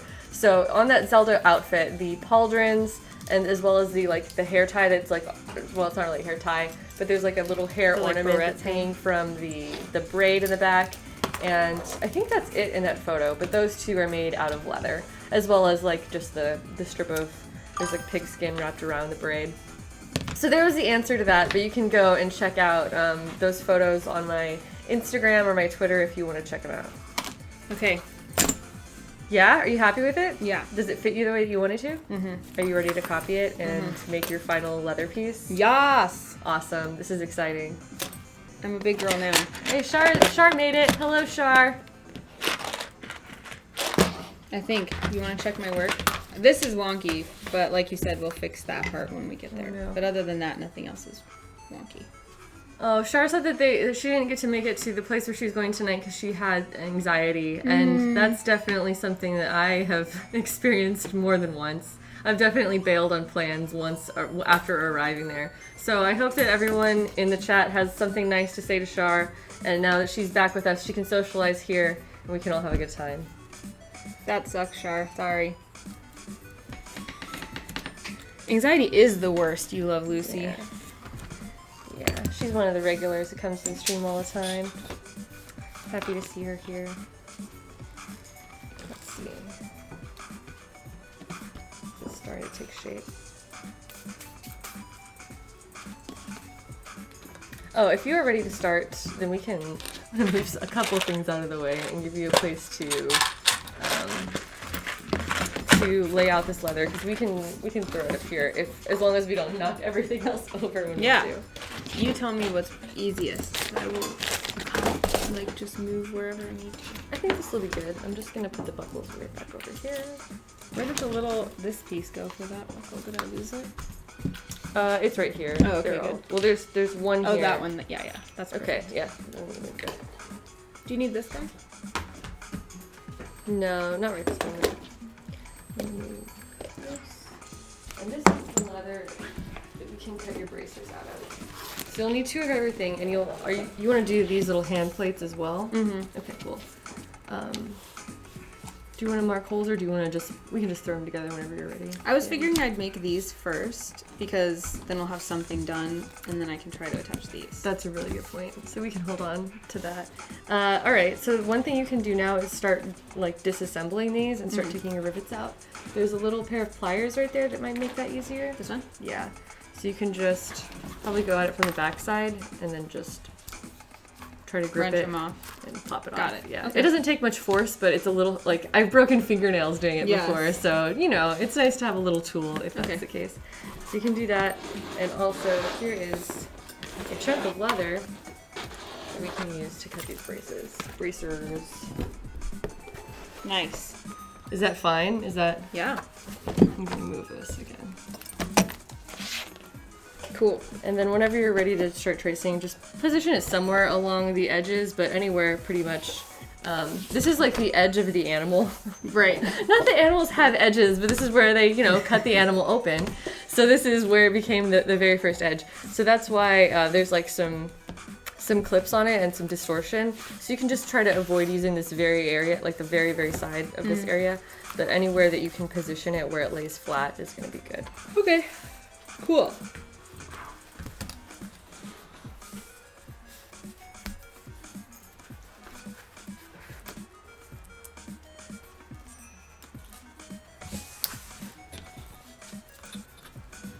How's everything going with your dog leashes? My goodness, this is the most frustrating part. 'Cause I can never remember how I do it. I just know that after a while of struggling, it'll happen.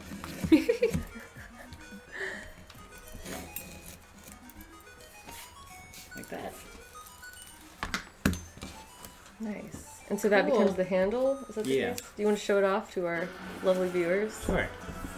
So, I'm not using any rivets or anything for the dog leashes. They just use as a braid, so that way it uses the leather to kind of like be its own strength, because the leather's not going to snap at all.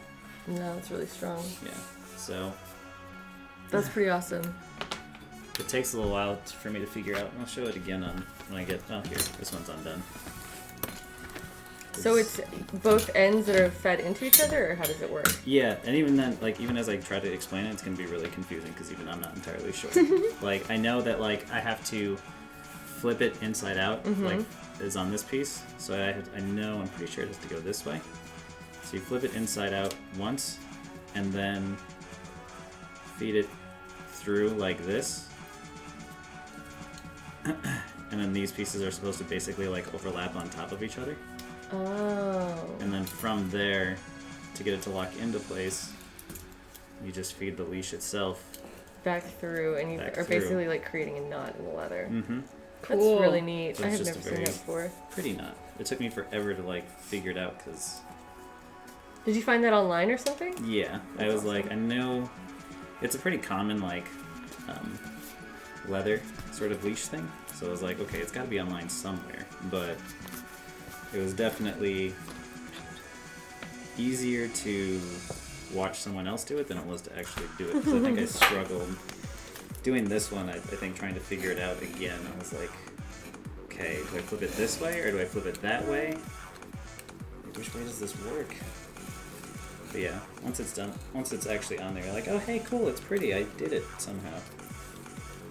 That's how I feel about everything that I make. It's like, even though I fully understand the breakdown of the steps and like the things that I did to get there, I'm still always like amazed when I'm done. I'm like, what? This just exists now? I did it. It's actually, like, not a total mess.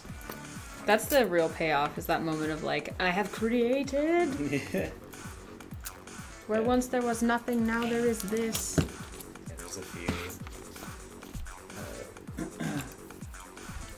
there's a few dog collars and stuff that I've made where I'm like, wow, that actually turned out looking nice. In So you comparison said- to yeah. the very first one I made. Here's a pen. You can just start. Yeah, that's good placement. Yeah, since this is like the weird edge, you don't have to worry about getting like as close. But normally I would try to be as Yeah. conserve as much as possible. But that's gonna be totally. Does the fine. edge have like a different thickness? Is that what you were saying? It can, but mostly it's just the fact that it's distorted a little bit. Oh. Because the reason why these indentions exist is because these are where they put clips in to Right. stretch it when it was done with the tanning process. So it's like it goes through all these chemical processes and then it gets stretched for drying and then it dries. And there just tends to be more distortion and rippling along this edge because of that reason. Gotcha. Yeah, I'm used to like trying to get as close to the edge as possible because I'm always trying to get more yardage out of my fabric Oh, than I'm yeah. supposed to. Oh, that's right. Oh yeah. I've definitely been there. So here's one I made for someone. That one's different than what Mox is like. Oh, this is awesome. Aaron's showing off his already finished collars. This is one that he made that's like nice and... Was this a dye or a paint that you used? That one's a dye. This is So awesome. pretty. And then this one's Maka's actual collar. You can tell because there's still dog fur in it. And it's been worn down. It started looking like that, but... That is a big dog. She's a pretty big dog. It's just like... She's like a wolf dog. She's a wolf dog. This was the first one. So I was like, I have no idea what I'm doing. And I made it. And I was like, cool, but it's, of course, like... There's a ton of mistakes that you can see, like extra holes and stuff punched, and It's a learning process. it's a learning process. The second one I made is actually at home. That was the one I made over here. Mm-hmm. This one was the test to see if the airbrush would work with leather paint. I like this ombre color. Ooh. And yes, that's beautiful. I need to get an actual nice airbrush. So this is like a slip collar so Yeah. that it can, as the dog is like pulling on it, it Yeah. tightens, but it doesn't actually like choke. Yeah, So that way it gets like caught. That's really because cool. she likes to pull a lot. Mm-hmm. And it was based off of... Somebody had the original design. It's not my own. This was her original collar, and it had snapped at one point. So I was like, oh, I should learn how to make these so that way she'll always have a collar, because people don't make a collar like this. So I was like, well, can't be too hard. It's You just, can be the guy who makes them. yeah.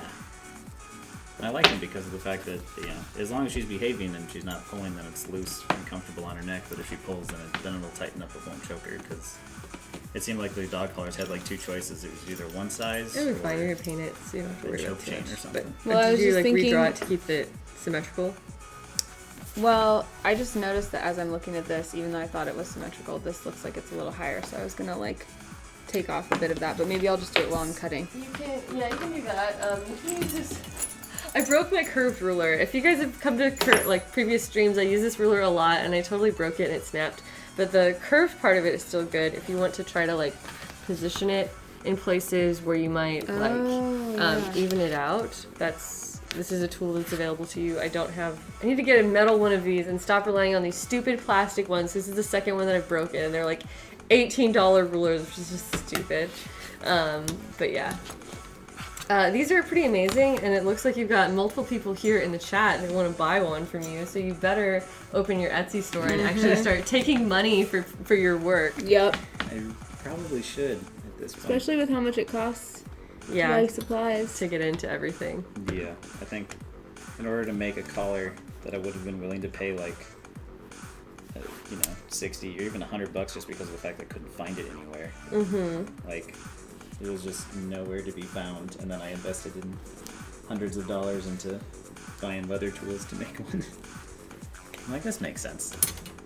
Yeah, that's exactly like cosplay. There was some meme going around quite some time ago that was like, well, why would I buy that for $20 when I can make it in 3 hours and $90? Like, I do that all the time with clothing. Like I try something on, I'm like, I could just make this, and then it costs so much more and takes so much time. yeah. Mm-hmm. You Love Lucy is making comments to Arin saying that she buys martingale collars for giant bull mix. So it's like she's looking for a slip collar as well. But yeah, these slip collars are pretty awesome. I've seen him make a couple now. That was our first leather project they worked on together when he came over for that. I'll try So them. I'm actually impressed to see the evolution of your slip collars that you've made since then, because I hadn't seen all of those. Yeah, it's been a while since I come back to show you the progress, because I was like, after having you show me kind of the steps and the ropes at the beginnings of everything, I felt more confident in being like, oh, okay, I can jump into this now. Oh yeah. Because that was, like, just getting started is, like, my hardest part.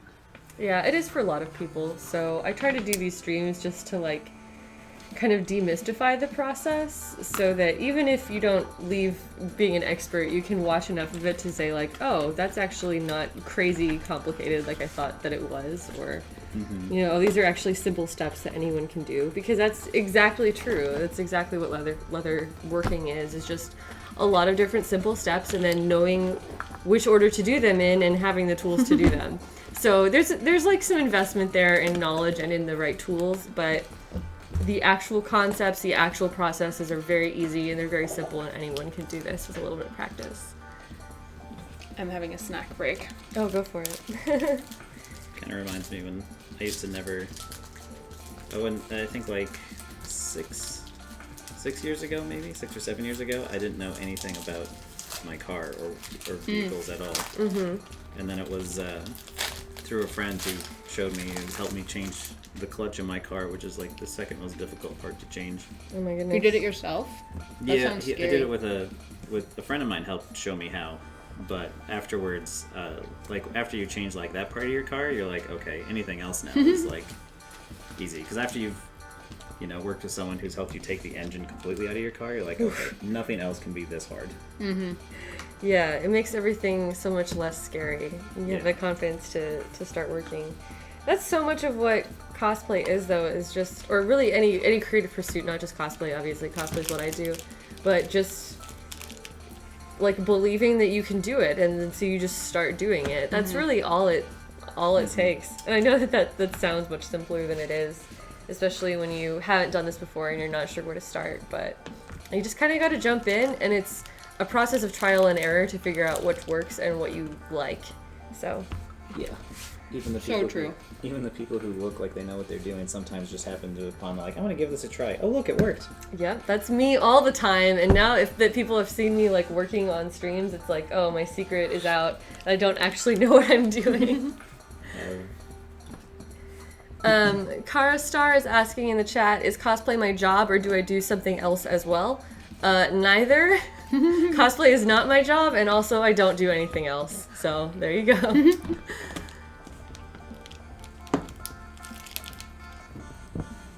People have lots of comments about your car and all of the different mechanical stuff that they have learned.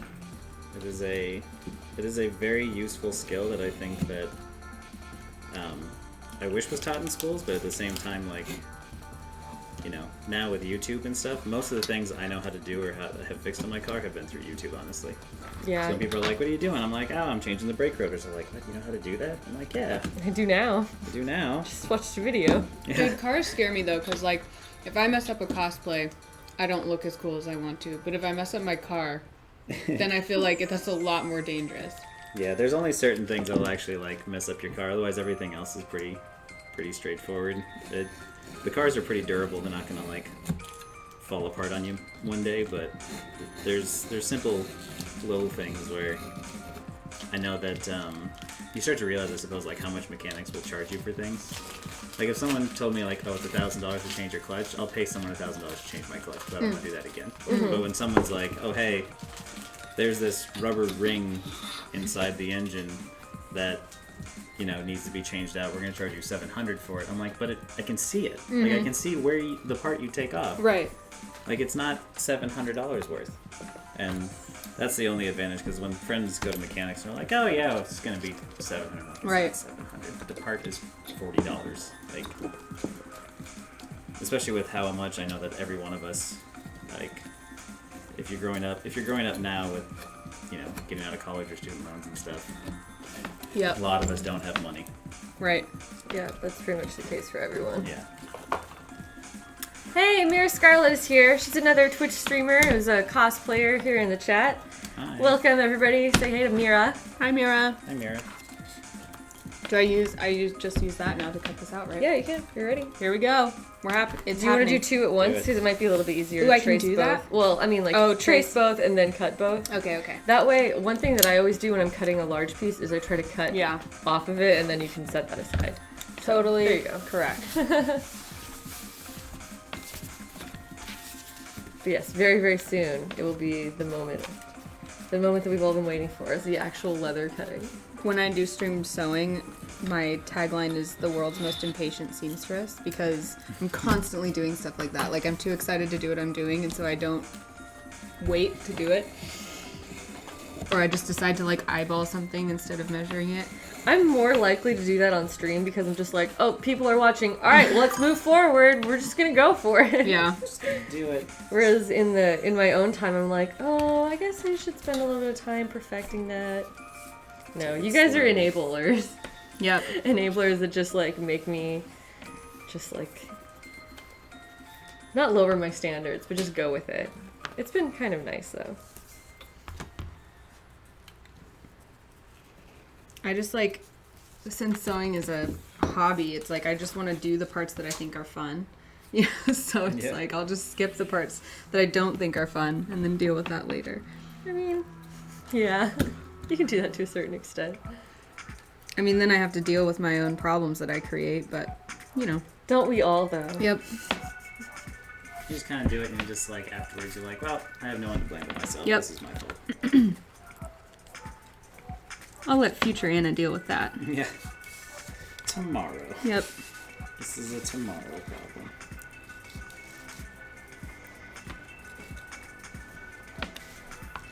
Alright. So I'm just like cutting these weird leather rectangles that are going to become harness pieces, but I kind of want to clean them up a little bit. First I need to cut these slits, I guess. I think I might exaggerate their size some.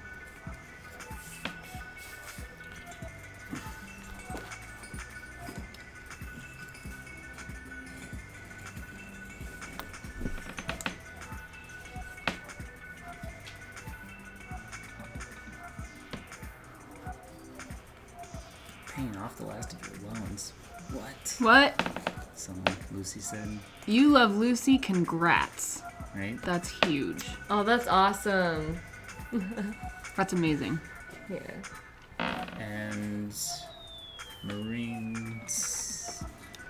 You graduated last year and you don't earn enough to pay it back. If you go to, I think, like fedloans.org, you can apply for income-based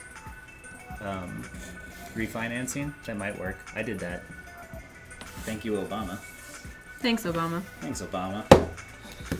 So now my student loans in my name went from like $200 a month to like $80 a month, and I was like, sweet. Nice. I wish I did this like 6 years ago. Right. I was paying like $600 a month for the longest time. Jeez. That's insane. That's so much. Just on a loan. I That had- education, though. Yeah. But like afterwards, I think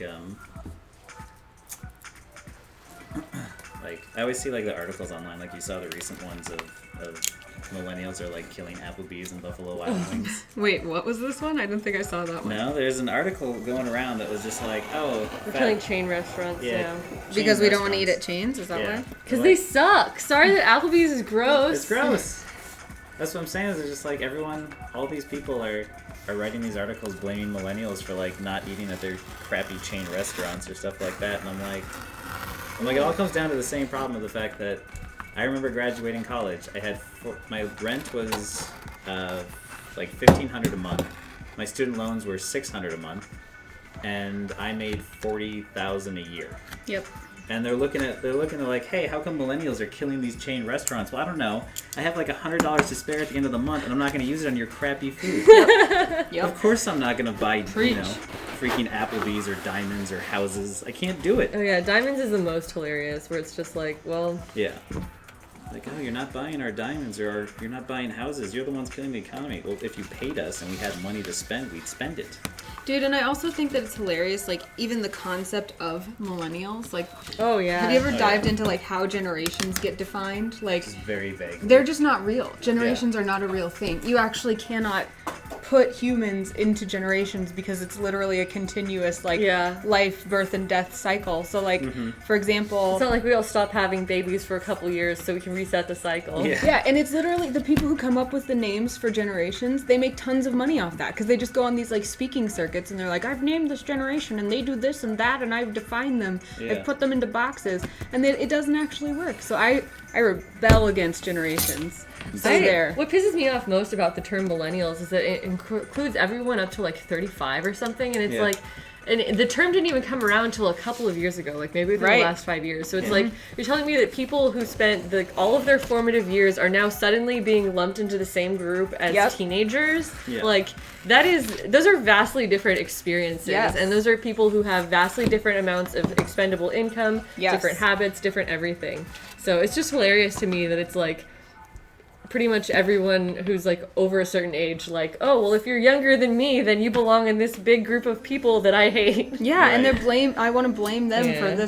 that problem. And like when I grew up, I was told that I was part of a certain generation and then they changed their minds. And Yeah. now I'm part of a different one. Now Yeah. I'm because I was supposed to be a Gen Y. Gen Y, yeah. And then they were Gen like, Y no, is they're just all millennials, which is bogus because there are some people who were Gen Y that are now considered millennials that they didn't grow up with the internet, right? So like Yeah. we remember the invention of the internet, or like I remember my dad explaining to me That what was the new- internet that was. the new thing, yeah. Yeah, but there are some millennials who like literally were playing on tablets when they were kids, you know? So Yeah. Very, very different groups of people. But it's funny to watch people like in articles blame millennials for anything. It's like we literally just got here. yeah. Like there's Yeah. not enough time for us to have killed or destroyed anything. We just got here. You did this to us. I love how That's- this conversation just like we're all just so riled up because we're all upset about. Because we get the blame for everything. Yeah. And like it's something that frustrates me because it's just like essentially you got invited to a party. You went over and someone had trashed the house and they look at you going, "Why did you trash my house?" Like, I just got here. What are you talking about? And then they write articles about it. Did you hear how he trashes houses all the time? Everywhere he goes, he trashes Yeah. houses and you're sitting there looking around going, "What are you people talking about?"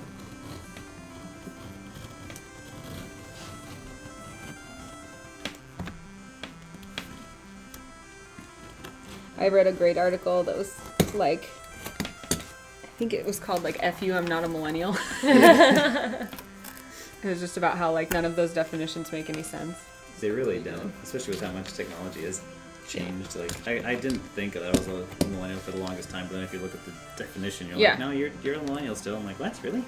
Well, and Yeah. like a lot of the things that millennials trying to explain that are interesting are like people who were aware of and that were affected by the turn of the century, and people who have grown up in an age where information technology has boomed in the middle of their lifetime. Like, that's cool, that's interesting. Yeah. But like Yeah, those are ways in which your like generational affiliation like are important to your development and who you are as a person. right. But But don't start telling me that the economy is my fault, because yeah, oh shit. what I was led to believe my life would be like as an adult is nothing like what it actually is. Like, if you work hard and stick with it, you'll make money. You'll be able to afford a house and all. Get these an other things. education, Get an you'll get a great education. job. Oh my gosh. My dad was still saying stuff like that to me a few years ago when I was finishing up my college degree, and I was just like, I don't think my this is true. theater degree isn't going to create opportunities for me to support myself at all. It's just not going to. So, Well, and just like even the numbers, like people would be like, "Don't do that. Don't do what I just did. That was really dangerous." People would be like, "Yeah, out of college, you'll probably make this much money." It was like half of that was Yeah. available when we got out. Oh yeah. They're like, oh, when you graduated, you're making like $80,000 a year. No, that's not true. No.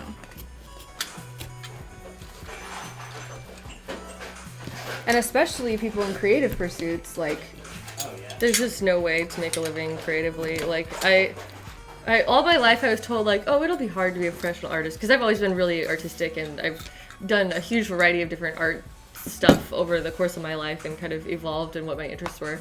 But now as an adult, I'm like, wow, this is literally like you would have to be 1 in a million to be plucked out of the masses of people who are incredibly talented and have absolutely no chance of, you know, supporting themselves in their art. Also, just, I mentioned it earlier, for those of you who are unaware of the fact that I'm not supporting myself with my art. Like, I'm all doing this for fun and for free for everyone here on Twitch to kind of, like, make art together with me. But this is not my job, and it does not get me any money, and I'm not supporting myself this way, so, you know, good to know if you're looking into it for yourself, that this is, Yes. depending on what you do with it, maybe lucrative and maybe not, but most likely not. I love that you've been so open about that, like about what it actually does for you, because some people find it hard to be honest about like what their creative pursuits can actually provide them in life. I know that I have a lot of young people that come and watch this stream, and I've had people say things to me like, oh, tell me more about how you make your money, like doing photo shoots of cosplay and stuff. I'm just like, I do not. Yeah. If anything, I pay the photographers, Yeah. but it's just, there's not really opportunities unless you're selling your work. I think that was the one thing that, like we talked about, we didn't have growing up, is everyone promised us things that just didn't exist. Right. Where it's just like now, people are looking for, just tell me like the truth, the real, Yeah. the reality of it. And the reality of it is you know, like the extent of most of my leather working is a lot of times when I come over here because of the fact that life is busy and these hobbies are expensive and my schedule is always packed because it's work throughout the 8 to 9 hours of the day. Then I get done, I go home, I take care of my dog, I go to the gym to work out to be healthy, I come home, make my own food, and then I have like an hour and a half before I have to go to bed. Right. And it's just like okay, and then it comes to like the weekends. The weekends are, do I want to see my friends who I haven't seen in a while, or do I want to pursue my hobby? And for a lot of people, cosplayers who aren't like big or famous or whatever, there's that sacrifices. They're like, oh, I'm not going to hang out with my friends because I'm going to be working on this costume. Right. Yeah. Which is why people eventually craft together, because it's like, it's the only way we're actually going Right. to hang out and get stuff done. That's true. Plus, they just love crafting with people. Yeah. Me too. That's actually a lot of the times when I come out to LA, that's what I end up doing, is just like hanging out with people and making something. Because you're right, it's so hard to find time if you're trying to like, have a full-time job and everything, to have friends and stay healthy and do your job and have self-care. Yeah. Oh, yeah. That's why every time anyone's just like, oh, you just do this thing, it's just an extra like 5 minutes out of your day. You're like, I don't think you realize how much I'm stretching already. Oh my gosh. Yeah. Sorry that we're just like complaining about how hard life is. Someone in the chat, I think it was Shara, was asking who this is. This is Arin, who joined us a little bit after we started it, and this is Anna. And she also said that she likes your shirt, which so do I. It's a really cool shirt. What is that? Is that a girl? A bunny lady. A topless girl with bunny ears. It's It even totally better. is. Nice. There's a photographer in LA named Gregario. He takes photos and he has some of these shirts online. I was like, that's really cool and unique, and I would totally love to support this. So I bought all of the pretty colorful shirts. I need to find better shirts for Jared. He needs more clothing. It's hard to shop for boys. Does he let you, like, if you shop for him, will he wear it? I generally don't make purchases without being like, hey, do you like this? And the answer is always no. He's very picky. My husband is like that, and I'll buy him something and be like, this is going to be so cute on you, trust me, I know fashion, this is amazing, it's going to look so good. And they'll be like, thanks, hon. And then I'll find it in the bottom of his drawer like a year later, and he's never worn it. So I should learn to never buy anything until he says so, but I can't. I'm usually I don't know. I think I'm the opposite of most guys. If there's something cool and fashionable and looks good, I'm usually wearing it anyway. Yeah, see, you've got fashion sense. I look at it as there's somebody in college once. There's one day I came from work, and when I worked at like Banana Republic as one of my jobs, and they all have nice clothes there. You can't not have nice clothes at that place. So I had just come from work wearing those clothes. He's just like, wow, you're looking pretty good today. Why? What's the change? I was just like, oh, I just came from work. He's just like, why don't you dress like that every day? Like, I don't know. Huh. He's like, just think. He's like, every time you have a first impression with someone, there's always a chance of a first impression. You're gonna want to look your best. So Yeah. I was like, good point. I should take care of how I look in my appearance. Although if you come over when I'm like at home by myself, you will see me probably more so of like a slob if you were to suddenly surprise me, like, oh hey, there he is in his gym clothes. Oh yeah, I have a full set of clothes that's like, this is my leaving the house clothes, and then this is my right in the door clothes. Yeah, exactly. Those are I'm the wearing ones my that are pajama pants right now. Yep. That's the best part of streaming, especially too, is you only have to look really nice from like the waist up, depending on what your stream setup is. But yes, I was not as careful with this one as I was with the other one. I've already made so many mistakes. oh, it's fine. So what I'm doing right now is I'm not doing this on camera so much because I didn't want to get dust everywhere. But I have just like a little piece of sandpaper and I'm just sanding down my edges. This works best when the leather is kind of dry and it's not going. You don't want to sand the surface ever because you're going to be like sanding off material that can't be replaced. But you can sand along cut edges to just smooth them out and kind of create better round edges or straight edges if you have like wobbly cuts or anything like that. So you can totally do this. Okay, I'll totally do that. Sorry, thick leather.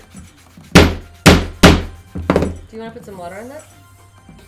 Does that help? That helps, right? Yeah, it does help. It does help. I actually even brought some over here. It's kind of full, so probably should careful not to spill this. Okay. But you can like dip the end of it in basically, and then try cutting that. Oh, nice. Pro tips. Pro tip. I've been doing That's it it. hard this entire Use time. water. Oh, and also if you're having trouble cutting, you can wet the leather too. I'm sorry, I should have like mentioned That's that at the beginning. I Do you think want to use? Oh. I think it's good. I want to show you the difference. Just in Okay. case. Sorry, let me. She saw how much I messed up this cut, and she's like, "Girl." That's not true. No, it occurred to me that I was not giving you full instruction, and so that was unfair of me to be like, oh, just cut this out when I should have told you to cut it. Is this already cut Yeah. entirely? Okay. Well, not all the way. So there's some water on it, and just try doing the cut again. Go for it. I was like, Just I can sneak in here maybe. Oh You're my a gosh, little, that's like, so snake. much easier. I'm sorry. That's okay. so funny. So I did water's not your expect it friend. to change it that much. Yeah, that's why it's worth doing. I'm gonna just toss these scraps.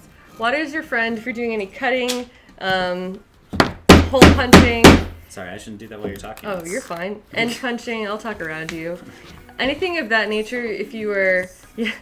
Pinkthorn says, "When in doubt, lube." That's so true. Good advice. That's good advice. Good advice in general in life. When in doubt, lube it up. Lube it up. It's not not a bad idea to have, some form of lubrication with you at all times. Yeah, you know what? Just for emergencies. Just for emergencies. So the water makes the leather more malleable and more susceptible to cutting or punching or chiseling or stamping or anything of that nature. Go ahead and do it.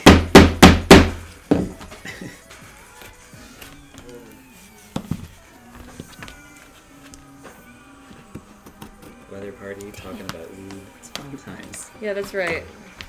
Leather and lube Keeping it real. party. Oh, that was a lot of water. Gotta get those views, man. Yeah. I have like Why didn't I just chewed up call the this stream side. that? Leather party. Leather and lube. Leather and lube.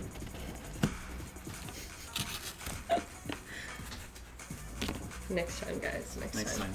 I'm always on the streams that get me in trouble with terms of service on Twitch anyway, so Oh no. that would be perfect. We'll refrain from doing that today. Okay. Next time.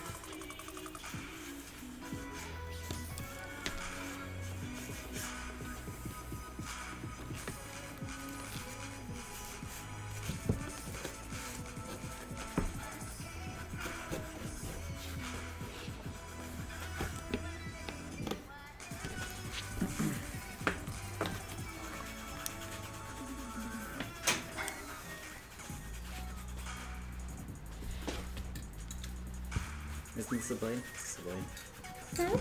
Isn't this a Oh, blade too? yeah. So the blade just like goes inside of it. So you just twist off the end. What?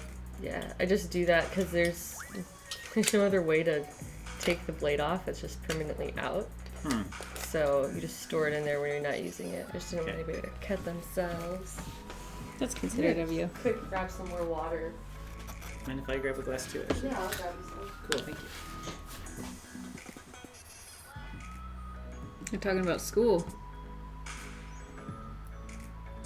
I'm sorry, Fufin. I know. The way I cut is very unsafe. I'm sorry. Don't be like me. Don't do what I do.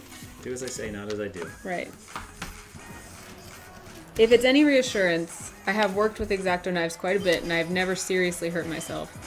Clip that for when I do seriously hurt myself, but I hope I can be fine. I've hurt myself more times with scissors than I have with an X-Acto. Yeah. I'll say that much.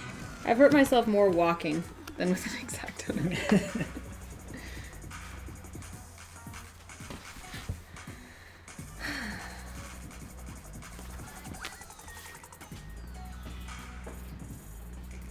Here you go, Arin. Thank you so much. Are you still good, Anna? Do you need anything? I'm good. I still have my water bottle right there. Thank you. I like how your water bottle is in the water pouch. Yeah, I can roll it up in my purse so that I'm trying really hard to drink more water. So I drink that and then I like roll it up and put it in my purse. It gives you incentive to drink through it so you can Yeah. put it away.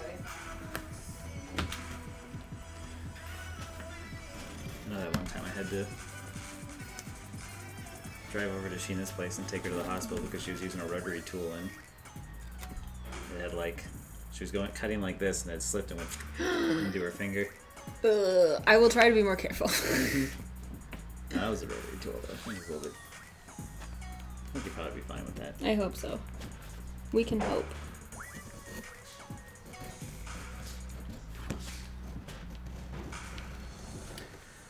I don't think she's using the right tool for the job.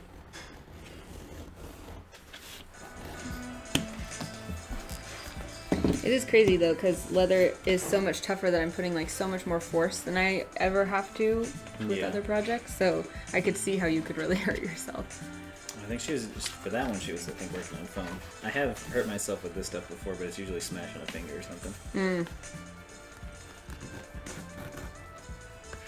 But I got the mentality of just like, I'm a guy, I'm tough, nothing bad can happen to me, and then you hurt yourself, and you're like, it's fine, I'm fine. Meant to do that. Right. Totally intentional.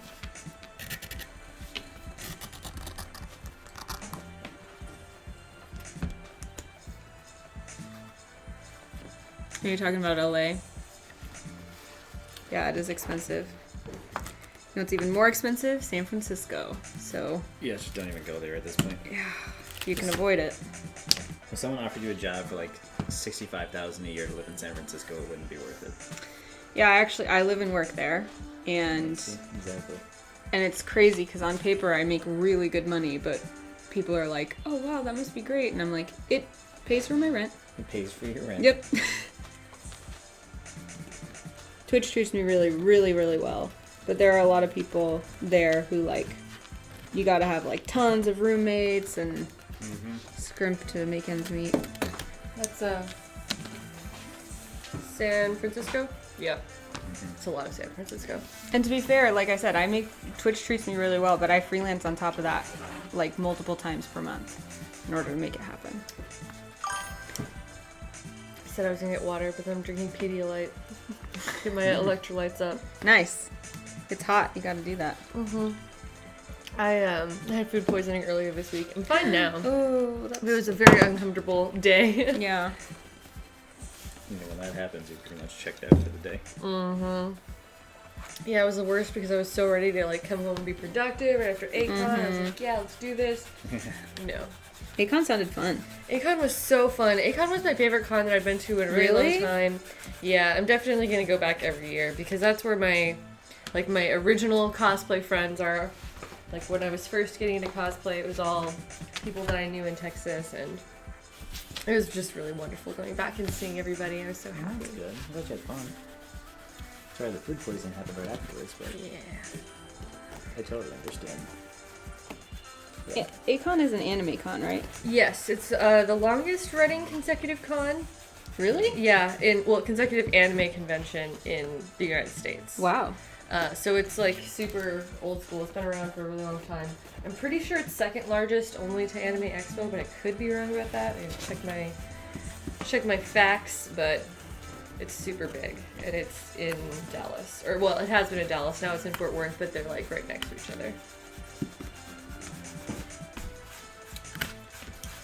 It always sucks when you go from like, I had a great time to me being sick afterwards. You're like, Yeah, that happens with a lot of cons though, because Yeah. like the better Yeah. time you have, like the more Yeah, that's more so stress true. you're under a lot of the time. Because I don't know, there's work obligations sometimes, which I didn't have at this con, but you know, a lot of cons, and then also partying because it's a con, so you gotta have Con. fun. you gotta have fun. I know that ALA, not this last one, the one beforehand, I caught the worst flu I've had in like decades. Oh no. I was bedridden and I had a terrible fever, couldn't move. I was like, oh my goodness, I regretted every day not getting a simple flu shot up until that point. Because I was checked out, I think I missed like 2 weeks of work. Oh my gosh. Yeah, the first week was the roughest, but after that it got a little bit better. That's really intense. The problem with cons is like, okay, A lot of people in close quarters. a lot of people in close Not quarters, everyone has great hygiene. and think that's the truth. I was joking with Holly about making a mascot suit that's just a giant stick of deodorant. And then I think I posted this on Twitter. And then just, Oh, Anime Central is the biggest currently, says Crystal in the chat. Well, that's good to know. I know Anime Expo is also really big up there, so I just assumed that was the top one. It could be that Acon is not number 2. I know that it has been high on the list in previous years. So at the takeaway here is that it's very big. It is a big thing. Yeah. But thank you for providing that fact. Blarg, I'm British, says, hey guys, glad I caught the stream. Anna, I'm making Murderbot, aka Simon. Did I see that on Twitter? Is that the one, the paper mache one? I saw that, and it looks awesome and terrifying. Well, that's what it should be, right? Right. Murderbot? Yes. Are you waiting for a knife, Arin? Sorry.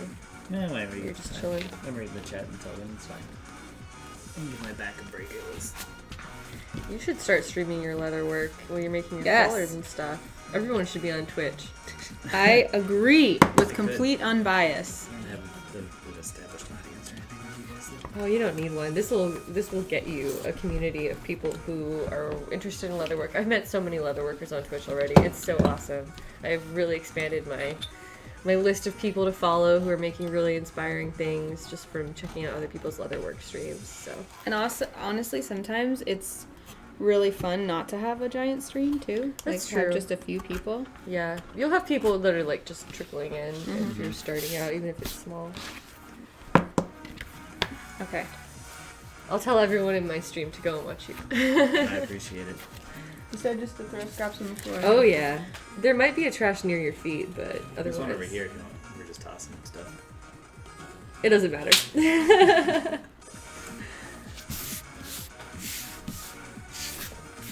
Crystal says that their sensei is Samurai Dan. Oh, I've seen him at cons for sure. I think at Onicon. He used to do the halftime show at Onicon, I think. Unless I'm thinking of a different samurai who has a white name. That might be that one.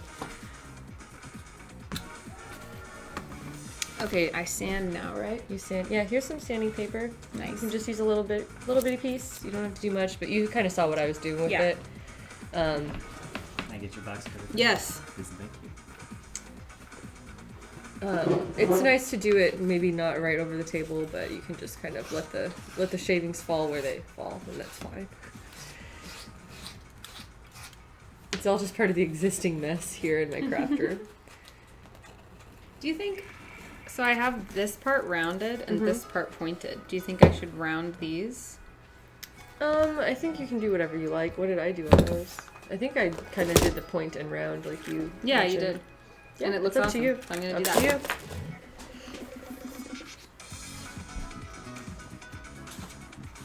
Violet Sand is asking me what sort of leather I would recommend for bookbinding, and they're thinking of making a hardback leather-covered notebook, possibly with patterning tooling on the front. Yes, go for it. I have never done any bookbinding, and so I have not personally had any experience with the processes there. Now, I'm assuming that with bookbinding you have something that's a hard cover that the leather goes on top of, like maybe cardboard or I don't know what, because obviously there's paper in the middle. So with that in mind, you could use a really thin layer to stretch around whatever is providing the structure of that book. But if you want there to be embossing on the cover, then I don't have any experience with that, and I can't provide you any guidance. So I'm sorry if that's not a very conclusive answer, but I would just do more research into bookbinding, I guess. Sorry, that's out of my expertise. And yeah, the Great, thanks for the bits.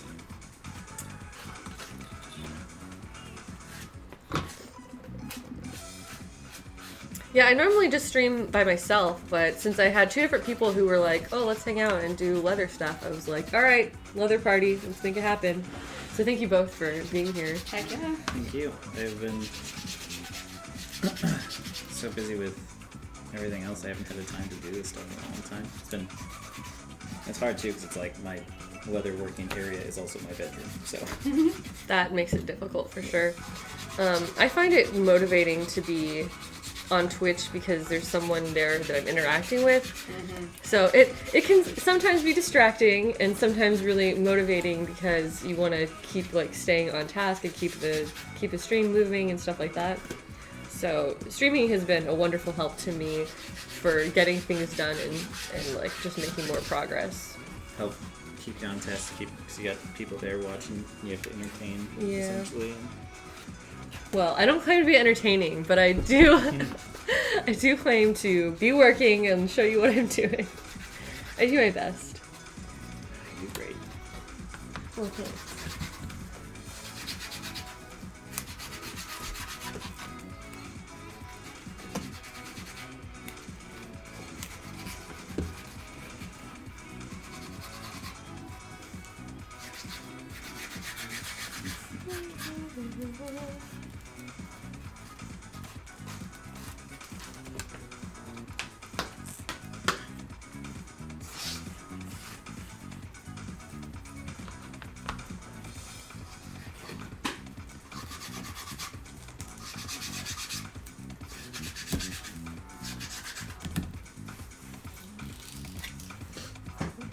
Crystal says I'm entertaining. Well, thank you, Crystal. That's very kind of you.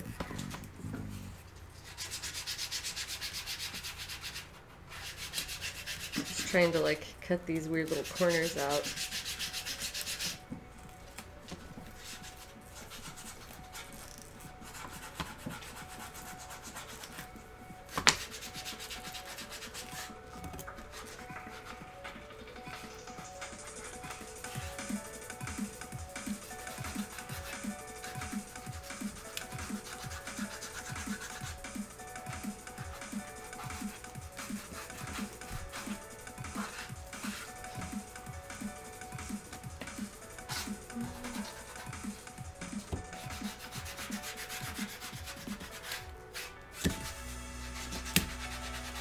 Alright. I got my weird little slits cut out. I'm gonna put this knife away. Oh, I mean, just put the blade away again. Anybody's welcome to use this. But I don't want the blade to be, like, cutting us. Red Bard in the chat has a question saying, where did I get most of my leather from? Almost everything I use comes from Tandy Leather. That includes all of the hides, this knife, mallet, all of like a lot of like the little hand tools that I'm using are all the Tandy brand or the ones that Tandy sells, and these are really great. The other place that I like to get my hides from is Hide House, but I usually use Hide House for like more garment leathers because they have a little bit more consistent variety that you can order online too. So I'll go in and shop at Tandy in person most of the time. You can buy their tools on the internet, but like maybe it's just me or I've had trouble with their website or something, but it's really hard to shop for the actual hides themselves on their website. But Hide House is a really good place to do that. I still use Save More. I haven't done the Hide House yet. Oh, Save More is good too. I generally, well, I know I've recommended Save More before, but since Save More is just like a local store, Yeah. if you're in LA, it's worth it to go to Save More Leather, which is down near the Fabric District. But I don't think they have any sort of online presence, so if you're not in LA, like, sorry. Yeah. The Fabric District is like heaven. I wish that existed where I live. I'm pretty sure Hide House is in San Francisco or really close by. Really? So I need to go there. Next time I have a reason to go there, I'm going to go to Hide House in person because that is, they also have like a brick and mortar store that I've never been to, but I'm sure it's super awesome. And come visit me at Twitch. I will. I totally will. That'll be fun. Yeah, I think that's where Jared got his Twitch hoodie that I like steal from him all the time. Yeah. So.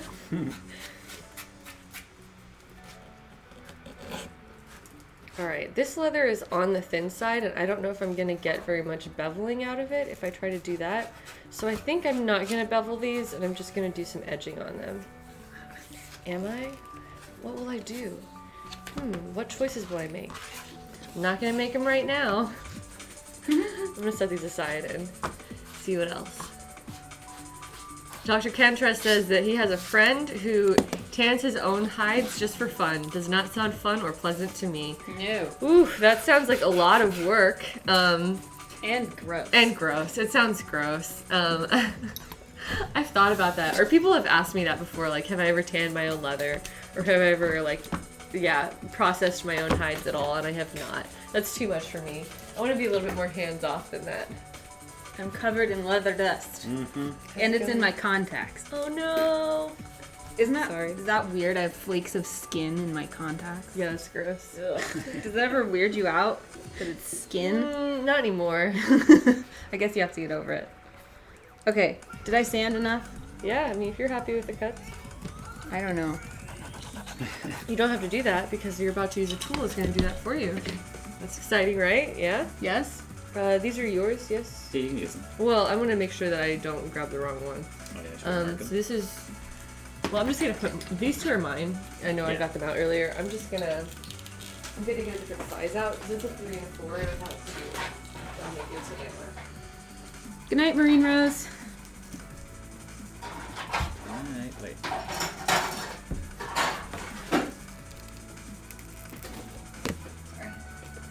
Okay.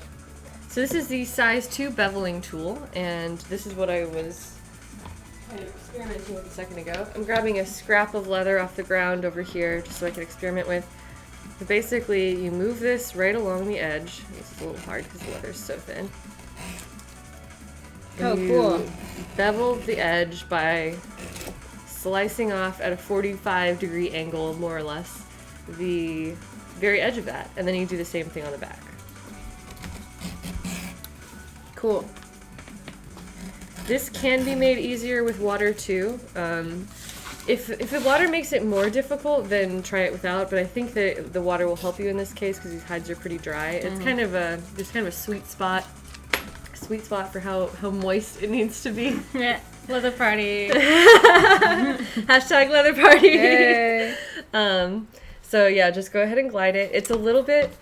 Yeah, you want to keep you can keep sanding if that's what you want. It's like I need to cut it because it's like Okay, well, you it's can too cut much it. for sanding because I sanded that part too much. Yeah. Well, there you go. When you're ready to move on, front and That's back. what I will do. Your goal is going to be to try to shave it all off in one continuous slice, but that's a little hard to do. Okay. I've messed up many times. So as much as you can with like a continuous cut is going to be in your best interest, but you can make it happen however you need to. Okay. All right, I'm going to get out another piece to work on. My little harness here. This is going to be... This is my Amazon Prime Attack on Titan harness that is actually pretty decent quality. But I'm not worried about all of the straps right now, but I am going to make like a replica of this base piece and start working on that. Eventually I want to replace this entire... I'm not gonna get this whole thing done in this stream. I think I'm gonna do a dedicated stream maybe next week to just do Attack on Titan harness things. But for right now, my goal is just to trace some of the smaller pieces onto the leather and start putting those together.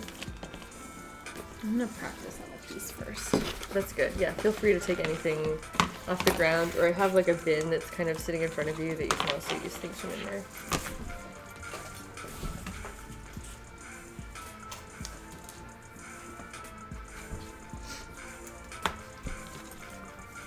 I'm gonna put that hide up here really quickly. Yeah. Let me move this stuff out of the way.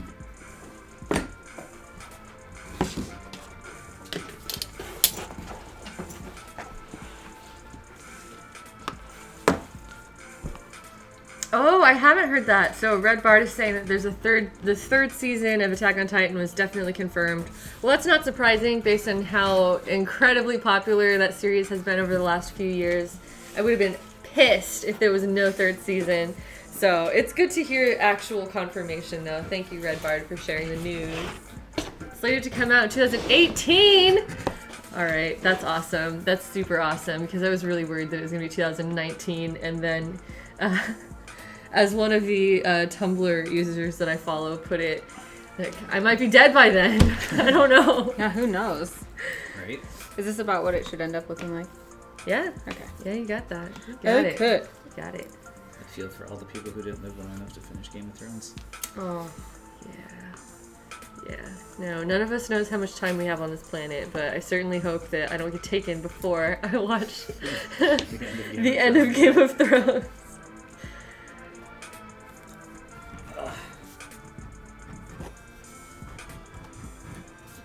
Please, I just want to see those dragons fly into battle, okay? It's all I Right. need.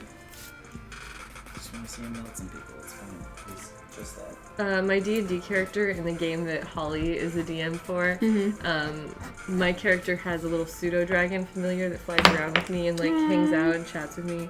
And it's my favorite thing in the world. That. I'm so happy that Holly let me have it. Dude, that's the best DMs let you do cool stuff. Oh, That's yeah. what I think. Oh yeah. She's just like, all right, yeah, you want a dragon? Let's do it. Not gonna lie, I've never actually really played a game of D&D. I hadn't until I joined Holly's game, and it's yeah. been a super wonderful experience. I highly recommend it. Yeah. Yeah, she's the expert. I don't know that I'm an expert, but let me tell you, D&D has had such a positive effect on my life. It's amazing. I didn't realize, I thought it's just like, oh, fun nerd game, but like, because it allows you to role play through situations as somebody else, you like learn a ton about yourself and like the human condition and working with other people. I love that you take your game seriously like that. I do. I can't help it.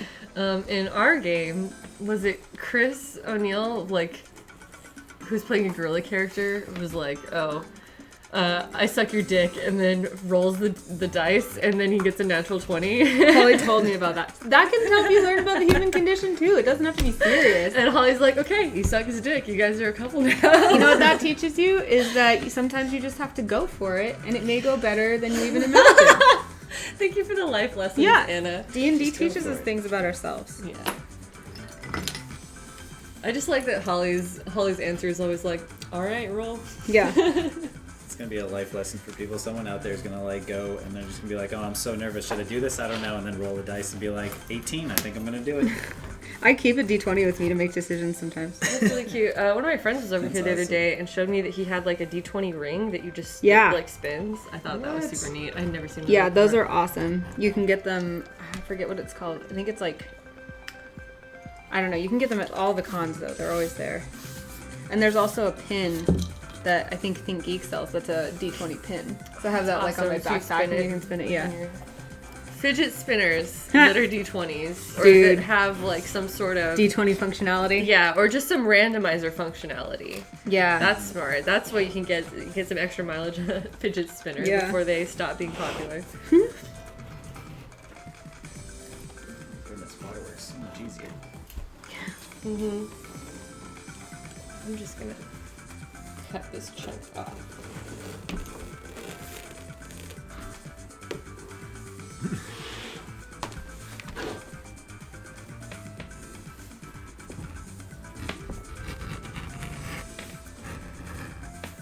Ooh, beautiful D20s are sort of transparent with glitter and flower petals inside.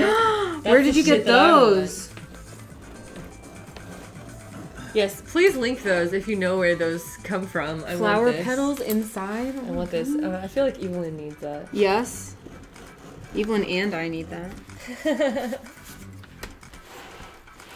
Yeah, that's not really in character for my character. She's more of a badass. I don't know, maybe not a badass. I haven't played her super long time to like develop her. You're still getting to know her. Yeah, exactly. The personality is still coming out. The last game was really fun. We need to play more. I've always been envious of people, like, I really like to write, but I don't do it very often. Uh-huh. And I've always been envious of people that are like, yeah, this character just, like, begins to exist in my head, and I just write them. Like, they tell me what to write, and I write them. And that has never happened for me until No. Evelyn. That's awesome. Yeah. But I think it taught me that it's not just, like, the character happens. You, like, really have to work to get to know the character, and then it takes a life. Take it seriously. Cactus Wolf is just joining us. Cactus Wolf is one of our mods and also a leather worker. So nice to see you here, Cactus Wolf. Hi, Cactus Wolf. Hi. And Jazz Ayana, I think maybe, says that they saw them on Tumblr. So if you do find them, let us know because we have an interest. Yes. Seconded. Man, I wish I had like a really nice corner cutting. Whatever, I'm going for it. I'm going for it. Do it. Woo! You can do it. YOLO. You only leather once. Thank you. You're welcome. Leather party. Leather buddy. Wondering if I should make these. No, these are fine at this thickness.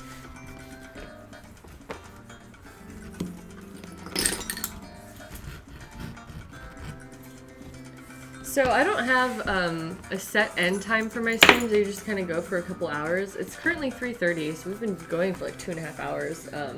I'm down to keep streaming and keep doing leather for as long as you guys are. I just Cool. want to throw that out there.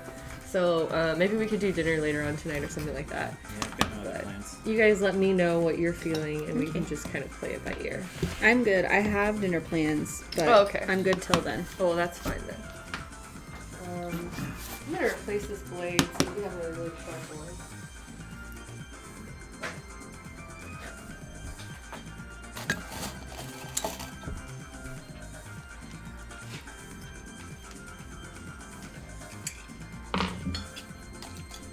Yeah, see the great, you're crafting too? Building a model? That's awesome. Yeah, we have a lot of creative people that come to our crafting streams and we all kind of hang out together. Oh, what? Hey, it's Char. Is it Char or Char? You said Char? I think it's Char for Charlie. Char, you correct me. I always say Char because that just sounds more natural with a short name, but I could be wrong. So you tell me if I'm wrong. But that's so cool that you said you met girls on these streams that you play now D&D with on Roll20. That's awesome. That is awesome. That's the dream.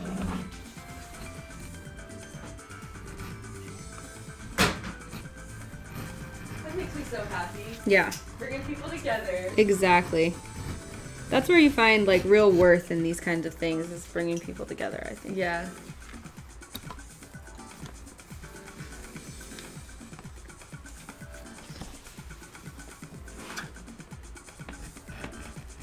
Leatherworking is very like physical. Yeah. I would think you'd get tired doing leatherworking all day. It depends on what exactly you're doing, but yes, you can. If you're doing a lot of like pounding, if you're doing a lot of pounding, it really wears you out. Hashtag leather party. Hashtag leather party. And yeah, you do get some more forearm strength though. Not that you can tell by looking at me. Yeah, I feel like I feel how that would be necessary as I'm sitting here trying to do this beveling. I feel like I have more hand strength from doing leather work. Yeah, I used to do a ton of water skiing, and I had great hand strength, and now I think I can hold on to things way longer than I can because it's all gone.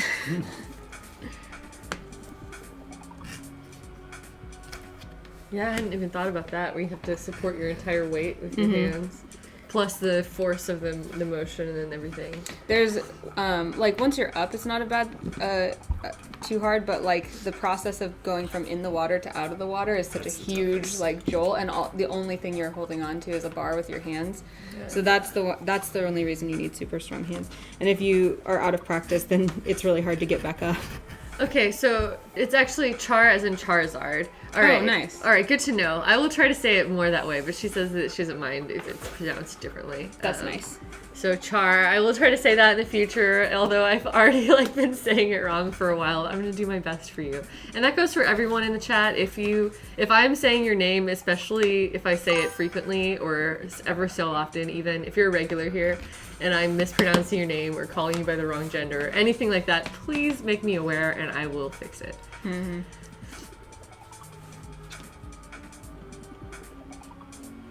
That's awesome. I'm always happy to see people being creative in the chat. So if you're working on anything, if you're doing your own art or anything like that, please feel free to share, and you can share links and stuff with moderator permission.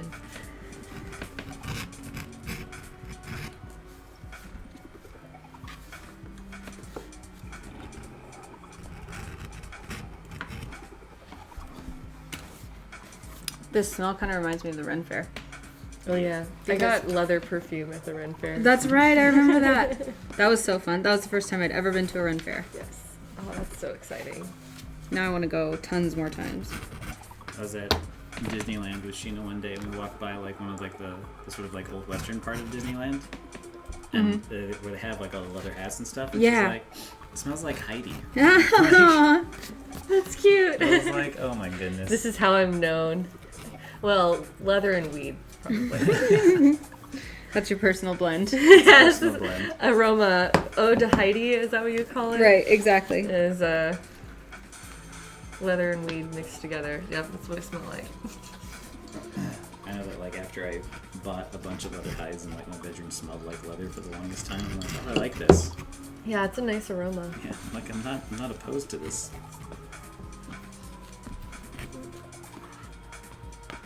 Okay, Crystal Fear is going to share a picture of her D20 hair sticks. That sounds awesome. That does sound awesome. I am interested. Amuse in the craft room. I'm glad that you are being productive, or that you feel productive even whenever you're here in the streams with us. Ooh, my fingies are tired.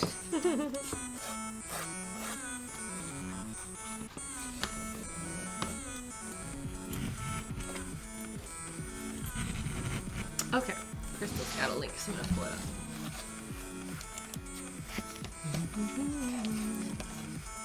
Oh, awesome. They're like wire wrapped. So they're hanging. Ooh, cool. That's pretty neat. Ooh, Those I are like fancy. That's awesome. Thanks for sharing, Crystal. I'd wear those. Amuse in the corner says that they're having some Seattle green in my honor. Oh, you honor me.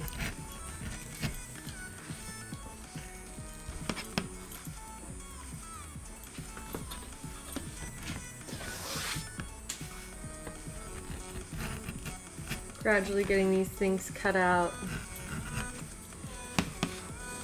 How are the dog leashes coming along? Pretty good. I have these two test fitted out and they seem to be holding up. Water makes it a lot easier to get that braid Hell on. yeah. It's so much more difficult for the longest time. I'm glad I came here so I could be told, like, hey, you're doing it wrong. There we go.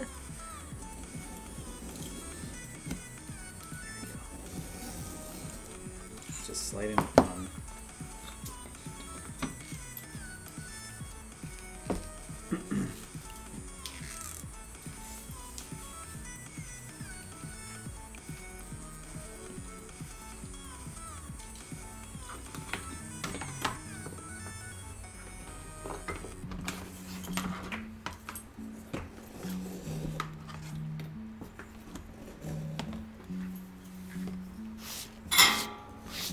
Maybe they'll work, I don't know. Put a dye on or something.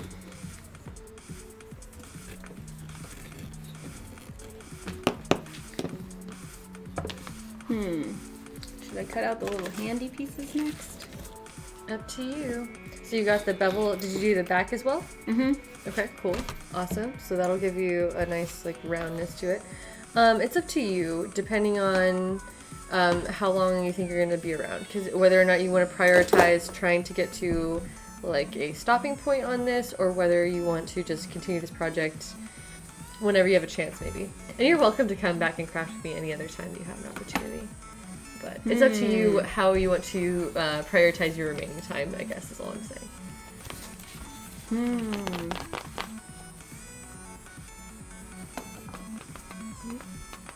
I'm gonna cut out the other pieces. All right, let's do it. I just went ahead and set the leather back down, but you can go ahead and grab that. Okay.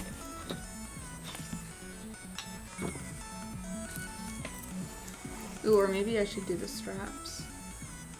Well, the straps are already cut. Well, they're cut to width, but they're not cut to length. Right, These are, and like do ready the whole... to be. If you've got your strap template, you could just start making sure, because you'll need 2 of each kind. And I'll need them like reversed, huh? Because they have a right and a wrong side. What do you mean? Oh wait, No, they should be the same.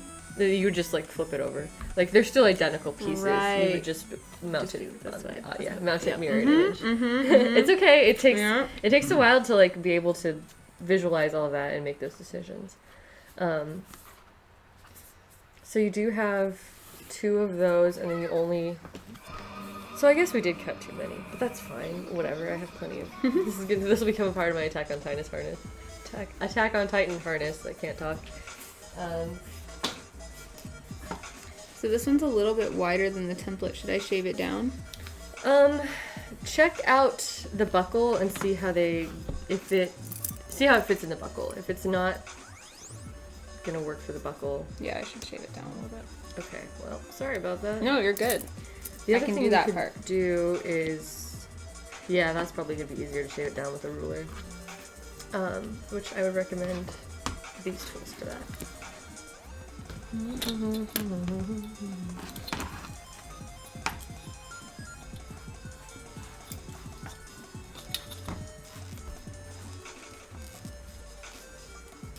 Can I use that other knife? I like that one. Yeah, Unless are you in the midst of No. using it? you're fine. And I will use that one if you are not. Someone tweeted you a picture picture of the dice bag. Oh, Nice. really? Mm-hmm. Okay, I'll just look at it over here then. Oh, Crystal's headed out. Nice to hang out with you, Crystal. See you next time, maybe. Bye, Crystal. Bye, Crystal.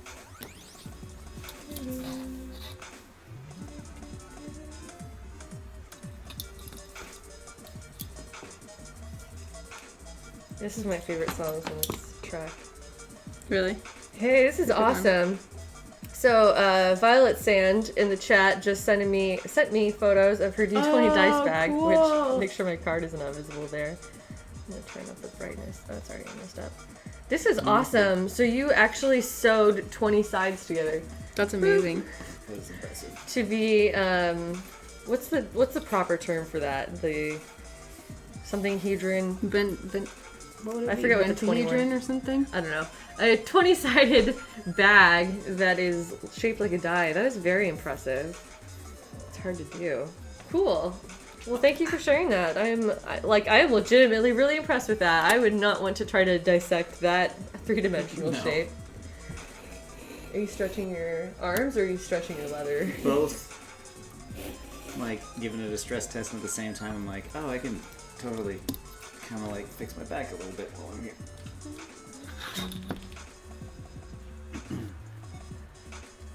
When I was making the dog harness with my friend Mel, the straps were of course like really tight because the leather hadn't been broken in at all. And just cut it fresh from the hide, and I was like, oh, you can just like pull on it or whatever. It'll kind of like loosen up the leather. And she's like, oh, and since she's a yoga instructor, she started using it as like the large strap as like a yoga band. And she's just like pulling it back and forth. And she's just like holding her leg out with like the strap and just like standing there.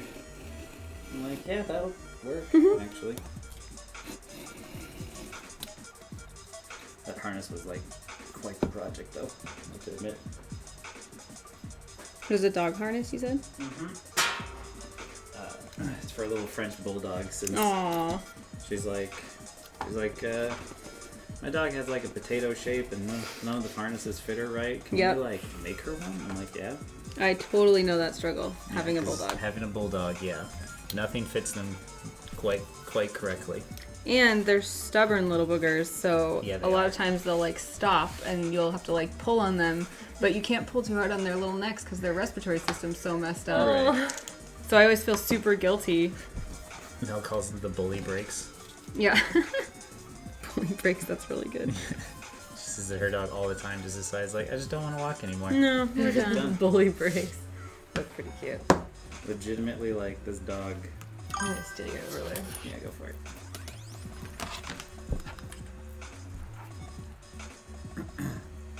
Pinkthorn says that the only Attack on Titan harness they sell on Amazon is sold out. That surprises me, but we'll see. Maybe,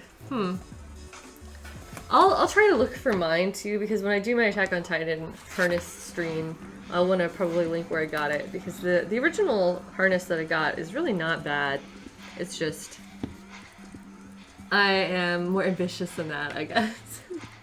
I would really love to have a leather one. I've always wanted to make a leather one before I even knew how to make leather stuff. So that kind of gives you a time frame for everything, is that I was an Attack on Titan fan before I knew anything about Leatherwork. That's how long it took them to give us season 2. But yeah, I really want to just make that for myself. My own personal fangirl item, I guess. That was my first cosplay, was a just personal fangirl thing, because I wanted to be Lara Croft. That's awesome. Which version did you do?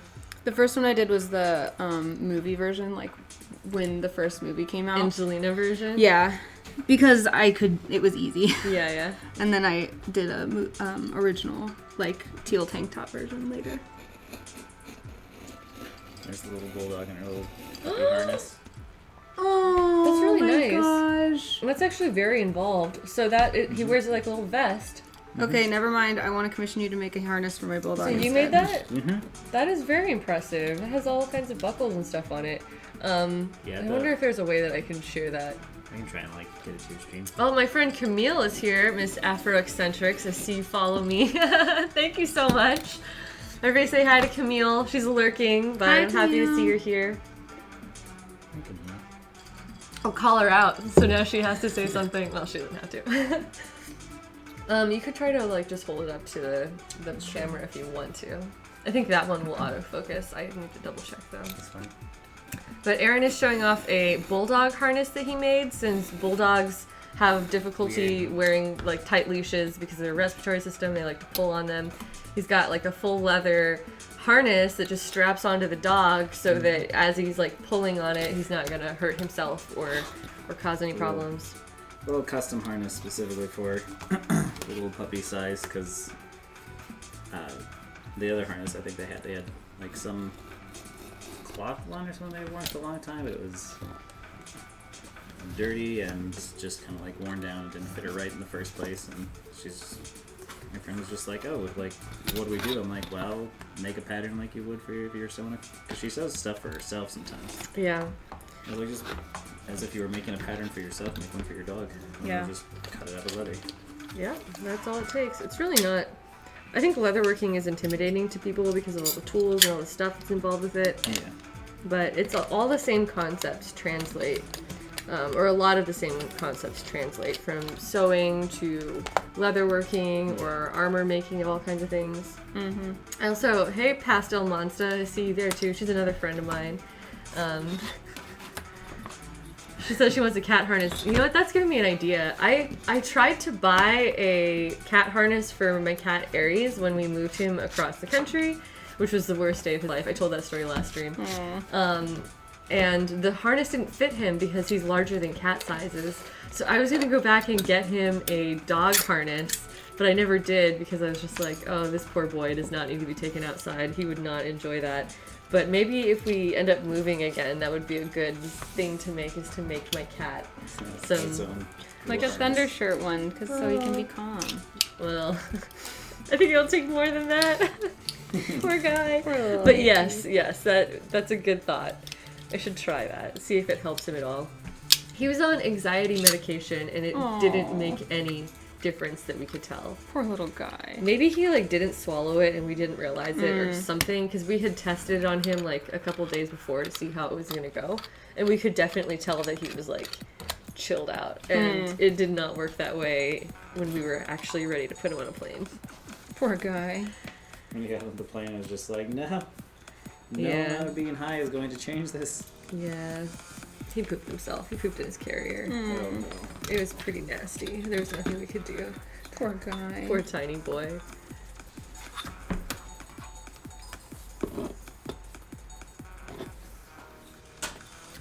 There's been plenty of times where Maka has definitely, because she used to be in the kennel all the time, I've come back and I'm like, oh no.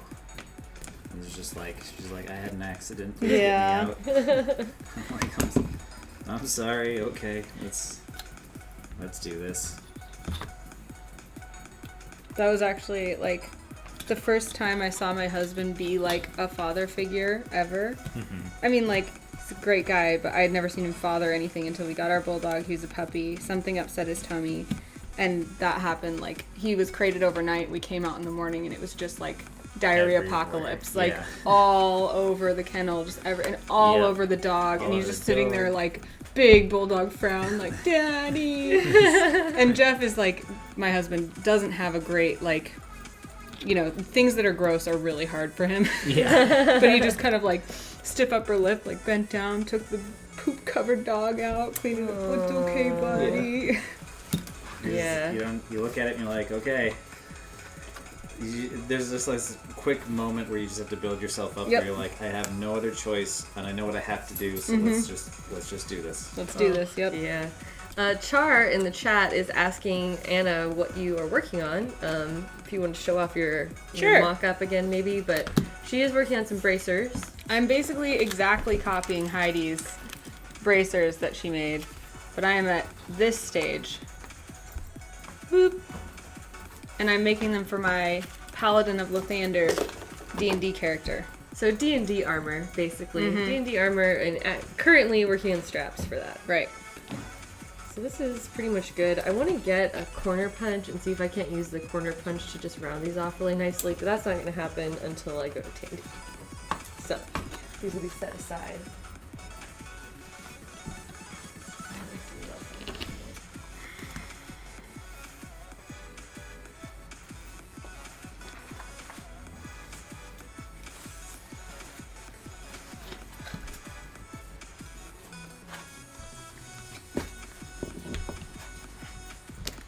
I'm really glad I'm learning this because actually, my husband really likes to wear thick leather watch bands, but his wrists are so big that he can never find one that like someone has made. It has to be custom made.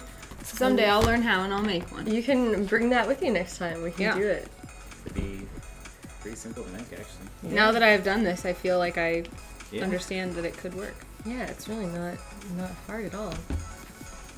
This is another part of my harness I'm about to copy over, but I'm kind of checking it out and seeing where I can improve it because I know that the holes here are slightly too small for the straps to go through. Let me check out my strap size.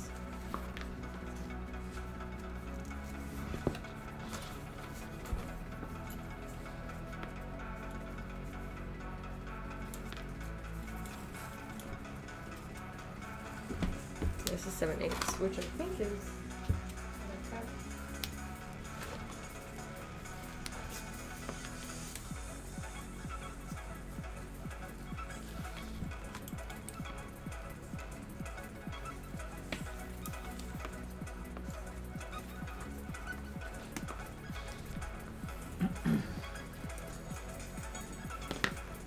Just want to make sure we're using the right thing.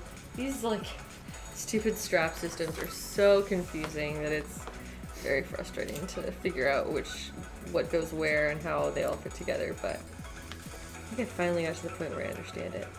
I'm going to do this one out of a slightly thicker piece of leather.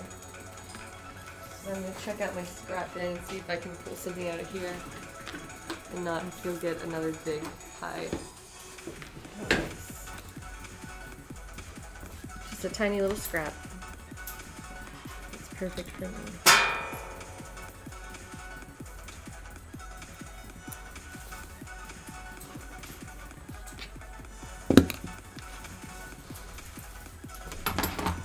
Now I feel productive.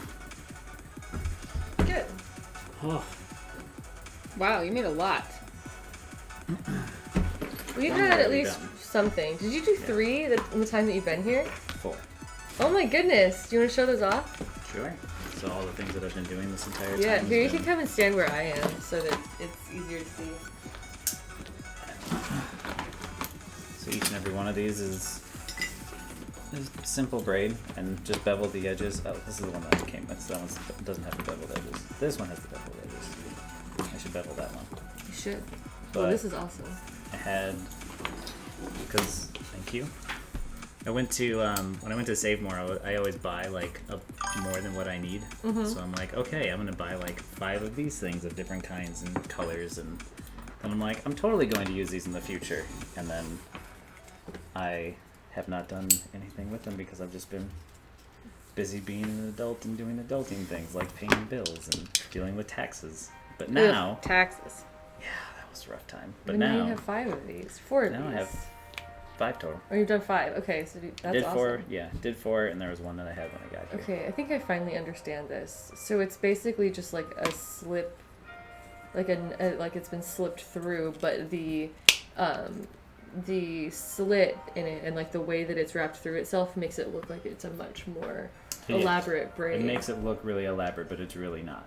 Like, It's so cool. it's I'm really like amazed by confusing. this. let's see, because this one needs the bevel, so we'll take apart this one. Because when I first tried to figure it out, I remember there was Mel's dog leash had broken.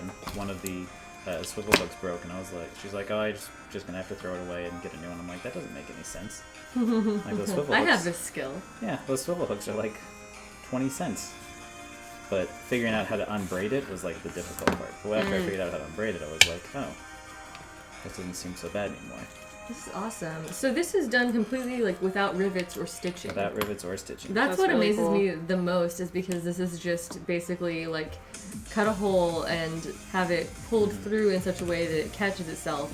It's a vast oversimplification of what this actual pattern is, but that's the concept behind it, and that it creates like a permanent, like a very strong I can see. bond. I can show you how the braiding part was made now, actually, because it's real easy. Yeah, so, go for it. on the side that's like finished, you want to like, or that's smooth, you want to flip it inside out once, and then the same thing for the other slit here. You slip it inside out again, and I might have twisted it there, but we'll get back into shape. There we go. So then you have like this weird sort of shape that just like, I always get it backwards because I was like, for the longest time I kept forgetting like, okay, do I flip it this way or do I flip it inside out this way, and is it the same for this one? But now that I've done 4 of them in a row, I kind of figured it out. But afterwards then, you just slide it through and make sure that, let's see if you can see, that these parts need to line up on top of this curve here. So you just push it back, and if it's like this one, this leather's been worked in quite a bit by me beforehand. Otherwise, the water was working really well for it. So then it just sets on top like that, and then afterwards, you take the leash part, and through that hole,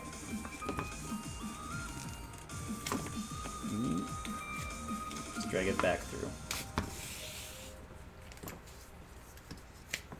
And it looks like a mangled mess, but you didn't get it wrong. You just have to like slide it back onto, and kind of like work it into position. yeah, once you work it into position of like, That's awesome. You could probably use a little bit of glue if you wanted to, just to prevent it from becoming misaligned, but that it doesn't need glue for strength. no, yeah. Char's asking how strong will it be? Leather is actually really, really strong. It's very durable, and so it has a lot of, I don't know, what would you call that? The strength. There's a name for it. Tensile strength? Tensile strength, I think. There's, I almost said that, but I wasn't sure if it was the wrong word.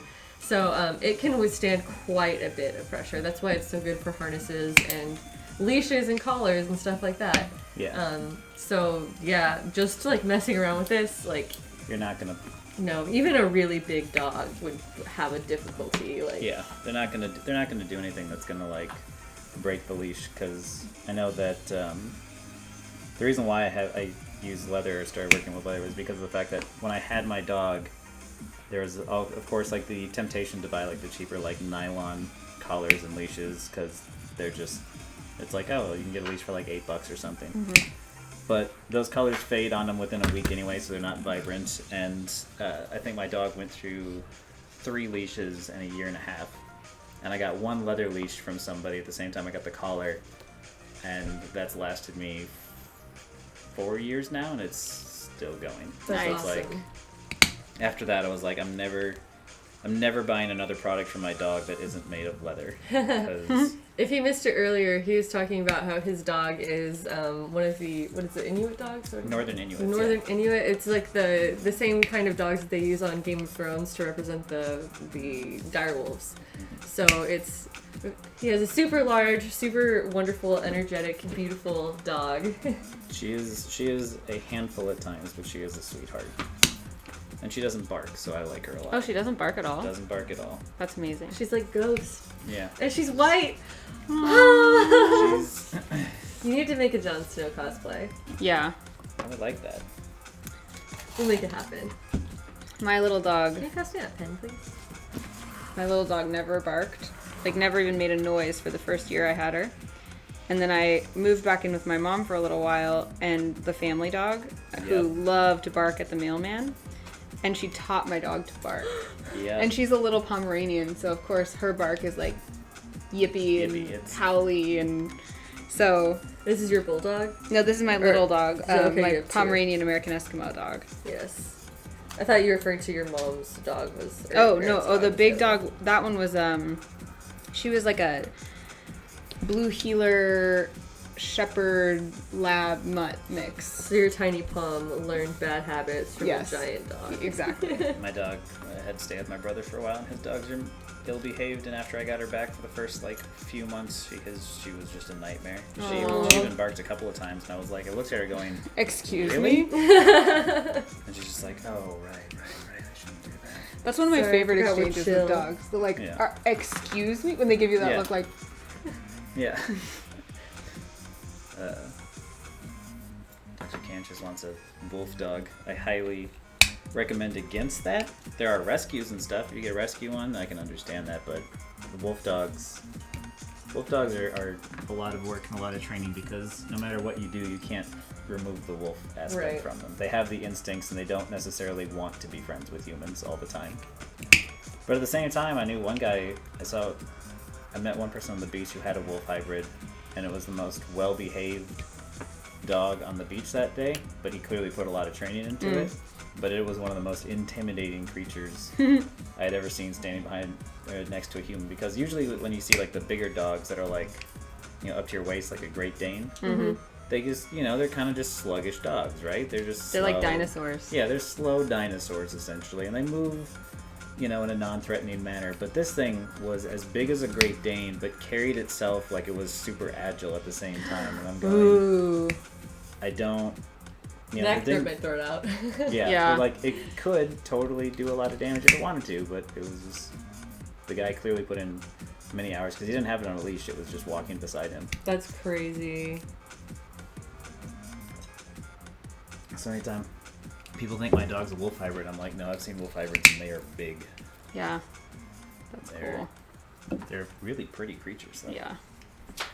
There's a Great Dane meetup that happens at the dog park I go to sometimes. That's really cute. Everyone gets their Great Danes Yes. together for socializing. And they're so huge, and they move in this giant, like, almost slow motion pack, and they look like a distant herd of dinosaurs. That's so cute. I want a Great Dane real bad, but there's just no way it would fit in my apartment in San Francisco. Yeah, it's tough with their size. Get this out of the way for you.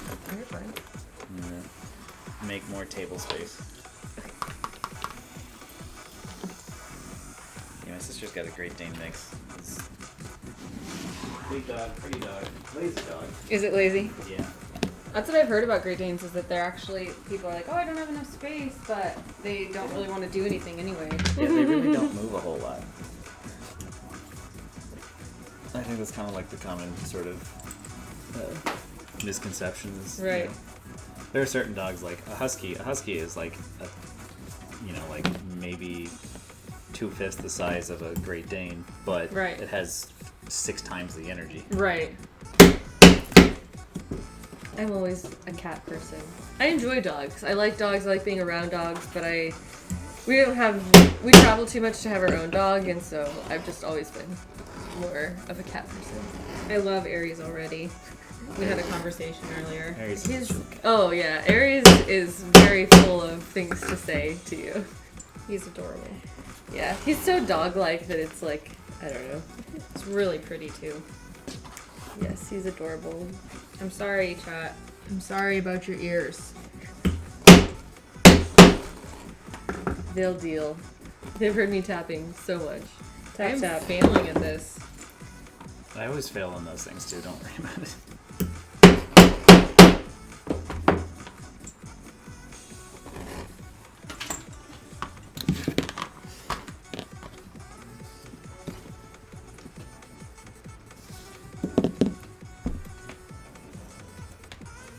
Great Danes do have a short life. I've seen retired greyhounds too. They don't really do a whole lot. They're sort of like, I ran enough in my life, Yeah. Oh, poor guys. right? Yeah, there's a lot of really good rescues for retired greyhounds. Ooh, I would love a retired greyhound, honestly, because they're so beautiful, but I feel bad, like, seeking out any particular, like, purebred or, like, kind of dog, because it's like, I would always want to adopt rescue animals. Not to discourage other people for getting the dogs that they want. Please do your own thing. But for me, personally, I like to have rescue animals. But that'd be wonderful to get something that was, like, retired from a life of... Plus, an older dog is a lot of the time hard to adopt. Yeah, and they, I've heard that they're very, like, because they've spent their life working and running, they're just happy to, like, cuddle and lay around, which is, like, chill. ideal dog. That's what I want from a dog, is a dog that's chill. Right. Char, what kind of dog do you have?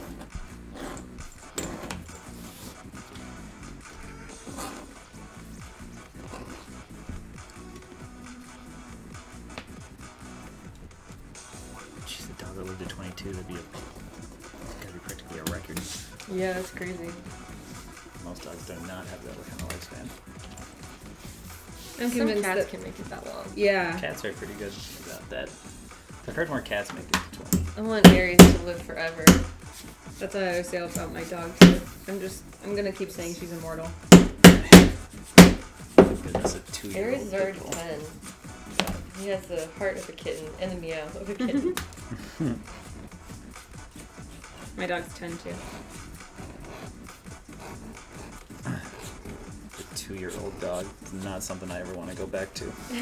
Is that how old she is now, or how old?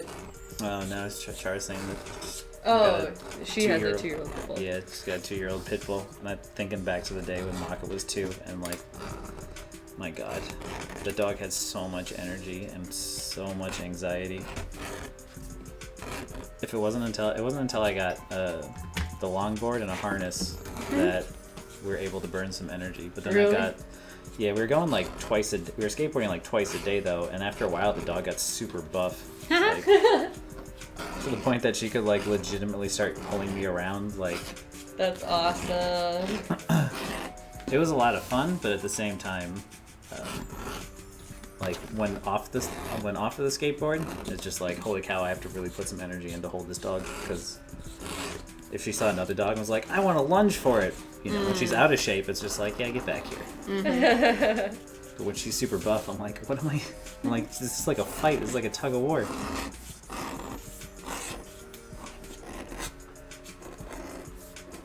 I always use the thing. I whenever people look at, they see like my dog or something, like how well behaved she is. They're just like, oh, dogs are so great. Like I want to have a dog. I want to have a puppy. And I'm like, you don't want a puppy. No one.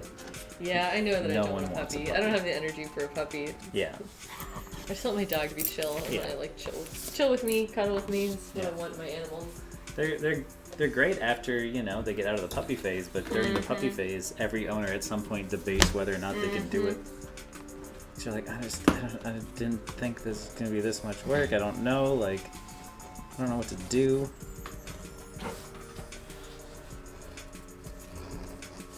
At some point, they chew up something of yours that was really important. Yep. Or you could poop all over something. poop all over something. You could have entirely hardwood floors and then one rug in the kitchen. Yep. And while you're gone, they're gonna have to poop, and they're gonna poop right on that one rug. And you're gonna be like, really? Yeah, my bulldog ate the stairs in our house. So Yep. we were like, there's nothing left for him to chew. Yeah. So he chewed the stairs. The stairs, yep. So we had to pay for that. They find something, and you're like, really?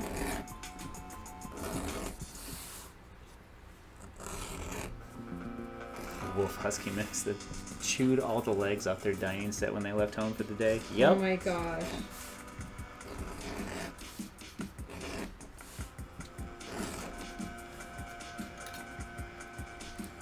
Yeah, you lose a lot of game controllers. Those things don't last long. I'm really lucky that my dogs never liked wires. That's I lucky. really got lucky, yeah. I'm not gonna lie. I know how to set up, because I used to have a cat, or I used to date a girl who had a cat that was like in absolute like terror, and it would constantly like open the doors that it wasn't supposed to get into and cause like havoc in other rooms. And I learned that you can set up through a disposable camera a way to like shock the door handle. Nuh-uh. Yeah. So afterwards, I set it up to the door handle, and you know, the cat gave itself a quick shock. And before, you know, anyone freaks out, I shocked myself at least 8 times before setting this up. So it's really not that bad. But after the cat shocked itself, it never went into the you know, it didn't go into that room for, or at least even try for like 3 months. There you go. So when my dog was like chewing near wires and stuff like that, or getting into the trash can, I was like, okay, it's shock time, because it's either the dog's going to chew through something that's connected to a wall, it's going to hurt a lot more, Right. or I can do a small little battery test. And I'm sitting there upstairs, and I was playing League of Legends at the time, and all of a sudden I just hear yip, and after that she never chewed another wire again. And I'm like, thank goodness, because Yeah, better that than chewing a live wire and Right. really getting hurt. that's what I was worried about, because when she's a puppy, she chewed up everything. She chewed up my couch, she chewed up the controllers, she chewed up my roommate stuff. Any limited collector's edition I had was pretty much gone. And like, my worry was her chewing up a wire that was connected to a wall. So I was like, Right. okay, I'd rather you get a shock from a AA battery than an outlet. Right. That's really smart. Yeah. Like every time I set those things up, I can't help but shock myself a few times in the process of like, It's only fair. yeah. Oh, you've got the buffer. I think I'm gonna use that whenever you're done with it, but I'm not in any rush. This is the last one. I see you're good. It's the underside, so.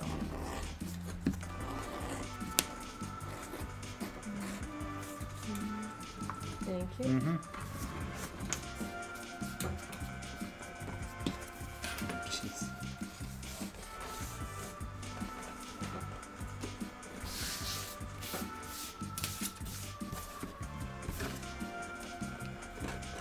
Yeah, whenever it comes down to animals, there is always like, it's great to have positive reinforcement if you can get it, but at the same time, I know that when I was a kid, I touched a hot stove and I learned never to touch it again. So Right.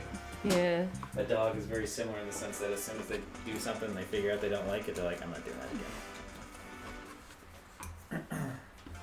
On your way. No. I can move back over there. No, you're fine. Actually, I'm just gonna grab that.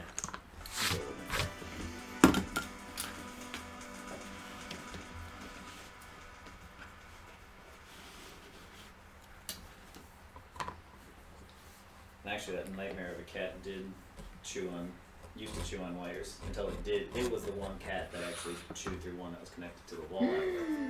Was it okay? It was fine, but it got a shock, like the shock of its life. And I remember I was watching a movie or something. I was watching something on the TV, and you just hear like the cat freak out and jump from behind the TV and jumped on top of the other couch that my girlfriend at the time was on, and scratched the crap out of her because it didn't. I mean, in the cat's defense, it was just like, I don't know what the heck just happened, and I'm freaking out. Right. Oh. And it had, of course, its claws still, and Oh no. poor girlfriend got clawed up like crazy, and I just couldn't figure out for the longest time, like, what in the world caused that? And then when I was like hooking up like a new wire or something, I looked and I saw teeth marks in the.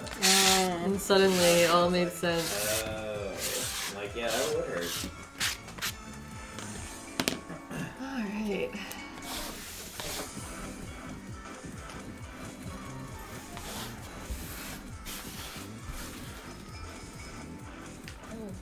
Right back. Okay. Yeah, we're good.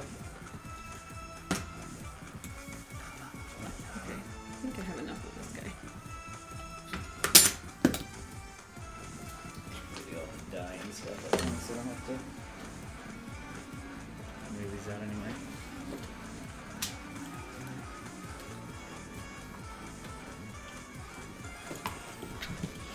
That water trick really, really helped. Right?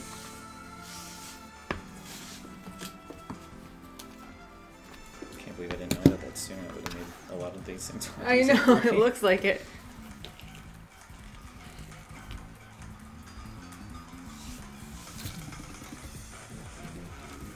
How long are you in town for? I leave Monday. Oh, no. Monday morning. Yeah, I was here all week for E3. And then I decided to take a vacay. Player call. Penguin is asking what we're making, so we'll do a refresh. He's working on dog leashes and dog collars, but mostly leashes right now, right? Mostly leashes right now. She is making some bracers for her D&D character, Evelyn. And I've been kind of floating around working on some things. I'm kind of working on a few small pieces of my Attack on Titan harness, but I'm not sure if I'm going to keep going on that or what I'm going to end up doing next. Does anybody need like help with anything, or maybe I can work on your braces with you, Anna? Sure. I'm going to grab these. So these are the pieces that Anna has cut out that are like based on the shape that she wants for her bracers. They're gonna be like that. And they're a little bit like curled up right now because that's how the leather was. And so I'm gonna do some like light wet molding on these to start shaping them to be more of a arm shape. Is that how you do it? You just get them wet and then you kind of mold them? Yep. Now you can use a spray bottle. I'm just using a sponge to apply some water to this. I'm gonna put it on both sides. And you can just start manipulating it while the leather is wet. It is malleable, and you can kind of put it into new positions, and you can start to shape it a little bit, and it will dry in that new position. Now it retains its flexibility, so you can still like continue to move it and it'll flex with you, but it will kind of like have a new like base shape. And so, yeah, all I'm doing is just trying to create a curve that will kind of match her arm. And as you do this, it'll get a little bit stiffer in the end. Like, it'll be more stiff after doing this than it was in the beginning. But I'm not doing anything, like, very fancy. I'm not, like, hardening the leather or anything like that. We're just using room temperature water for this because it's cosplay armor and it doesn't need to actually be worn into battle. But there you go. There's like Nice. some of the shape it has now, and it kind of just maintains that shape. Now it'll kind of relax as it dries a little bit. I'll have to keep working on it a little bit and just kind of keep working the shape. But you can also just reapply water if it ever is like not working for you. You can put a little bit of water on it. Anna Petty says she's heading out, but glad she can make it to part of the stream. Thank you for joining us, and we'll see you next time. Bye! Oh, Red Bar is also heading out. See you later, Red Bar! Bye. Bye, everybody. Those are both two familiar faces who come by the chat a lot, so I like to say hey and bye.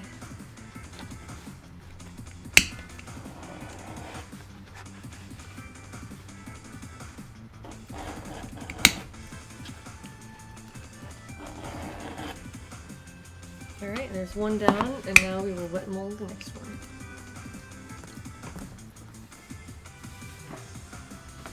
This leather feels a lot different than that leather. Why are they different? Part of it is the thickness, and part of it I think is the way that it's tanned. They're technically the same. They're technically both veg tanned leather, but they're different hides. They come in different thicknesses, but that particular hide that I bought quite some time ago, for whatever reason, is just extremely flexible, extremely, floppy. And so it looks a lot different, or it behaves differently than a lot of the other hides that I've bought. So I can't tell you exactly what they did differently in that one. It might just be that there's some variation that what comes out of the factory or whatever. You know, it's all organic, so there's a lot of opportunity for things to respond differently. But it's mostly the thickness. That makes sense.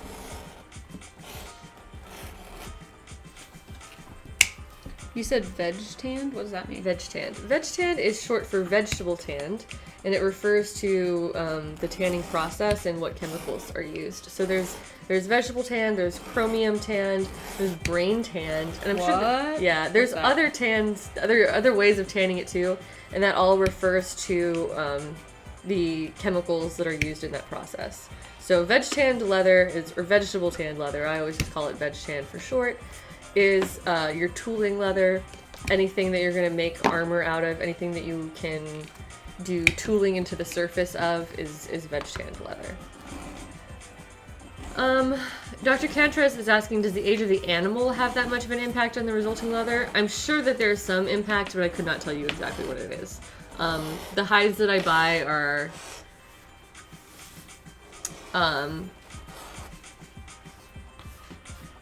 Probably pretty close to universally the same. Yeah, they don't have that much specific labeling on them.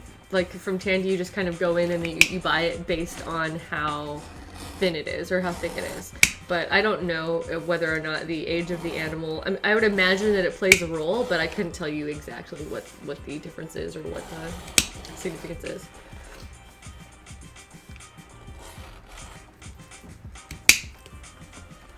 Cactus Wolf and Dr. Kentrez have some interesting leather tanning facts for us. Cactus Wolf says that you can basically use tree bark tea to tan the leather after fleshing and dehairing the hide. Well, that's awesome. I don't know much about that. I don't do my own tanning, obviously. I like to just buy leather. But it's a little bit gross. But, you know, if you're into that kind of thing, that's awesome. Somebody has to do it, or I wouldn't have any leather to work with, so I guess I'm grateful that I can just go to the store and buy it. What is brain tanned? It's tanned with the actual brains of the animal. Why? I know that brain tanned is like very soft and stretchy, and so like whatever you use in the tanning process has a major effect on what the end product is.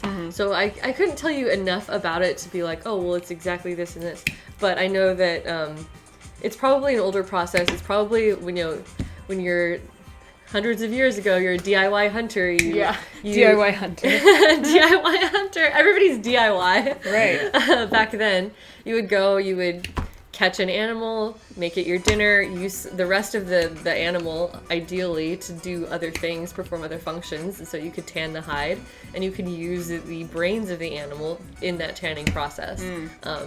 So yeah, not an expert on that, but I know that it exists. I'm gonna get out these like brass stampings we were looking at earlier, and we can start taking a look at what you might want to.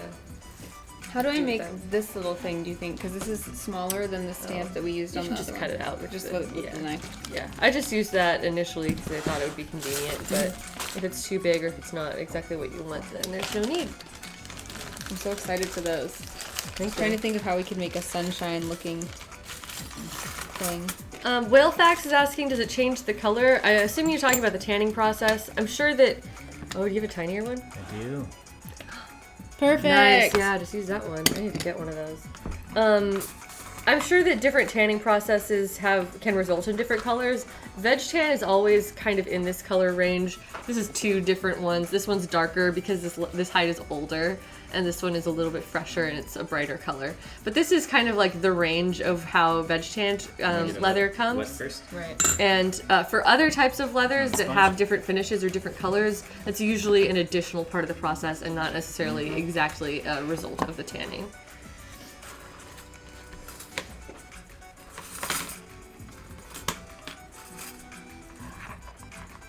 Do you just pound on this one too with a hammer? Yeah? This one? Yeah? Give it some oomph. Some oomph? Some oomph. Oomphed. Hooray. There you go.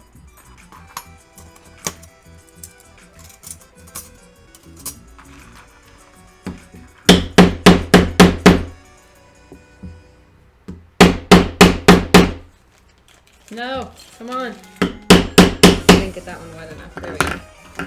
Hooray! Thank you. Saved the day. Karistar is asking where the pretty metal detailing came from. These are all brass stampings. I buy most of my brass stampings on Etsy, but they're one of my very favorite just craft materials in general because there's so much cool stuff you can do with them. These are basically just like pre-made brass little designs, and like they're so versatile. You can sew them down onto things, you can punch holes in them and rivet them onto things, which is probably what we'll do for this. I'm hoping that we'll have time to finish this because I think we're going to get close, but you know, I don't want to leave you here with something that's only half done. Well, I will probably be back anyway, so I can always finish That's someday. fair. That's fair. So I've been trying to go through these and pick out like which ones I might have duplicates of, so you can do something symmetrical. So these have been like cut down from larger pieces, but we can trim off some of the additional stuff. This can also be cut in half to be more like this. If you wanted to put that somewhere, but really the details are up to you. This is not necessarily a leatherwork technique specifically. This is just something that I like to put on my leather. You can do all kinds of interesting surface designs with tooling, but we're not doing that today because we don't have time. We're trying to make a quick project while Anna's in town. And so I offered some of these brass stampings because I just have a ton of them, and there's all kinds of opportunities for decorating and combining these different designs to create new stuff. So I think that's most of the like obvious doubles, but let me see what else I can pull out of here. Oh, I also have the little circular ones. These have been like spray painted, but Those are cool. maybe. Wouldn't we need to paint it beforehand?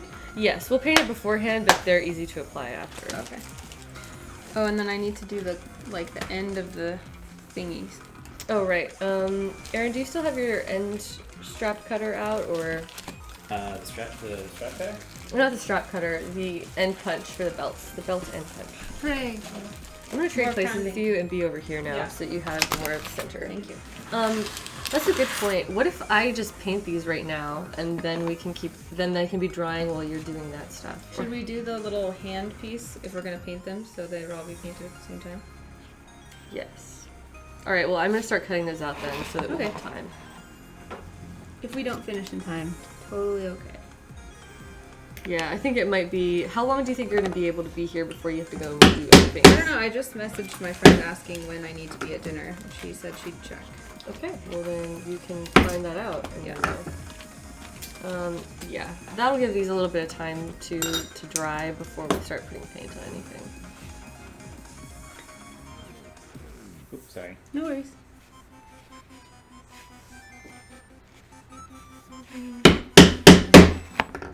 I should probably bevel these two.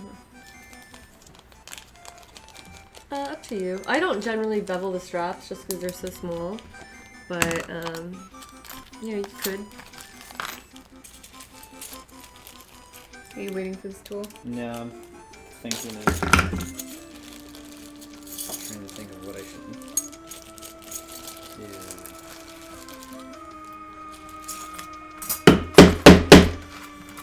Are you at a stopping point? No, there's always plenty of stuff to do. Just kind of like, I'll probably like get a bunch of stuff set up and ready, and then take it home for the dyeing process, since that'll get messy and I'll have to leave it someplace to dry.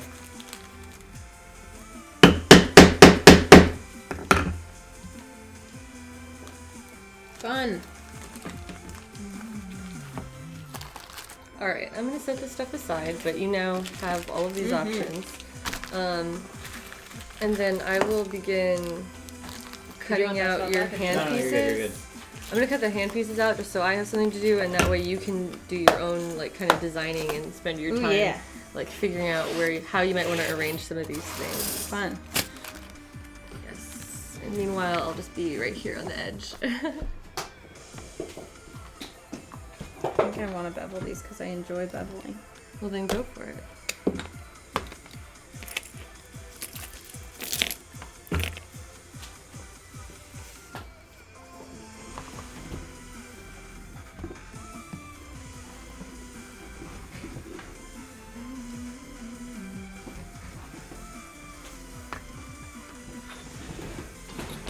So for this, it looks like oh, I guess that's about right.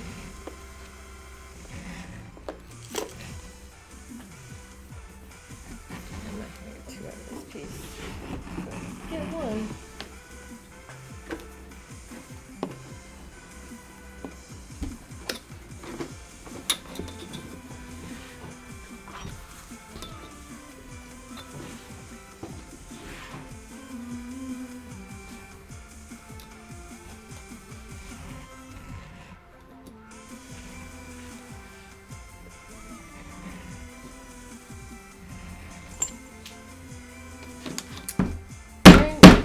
Did I see that you brought a leather pen with you? Yes. Can I use that? Yeah. Thank you. Mine are like dead, and I tried to go back and buy a new one, and Sandy was out. What's a leather pen? It is a pen that has a silver disappearing ink in it. Ooh. Yeah. Definitely handy to have around. So I'm gonna draw these shapes down and then kind of clean them up a little bit. Yeah. My noob skills are happy to be cleaned up by yours.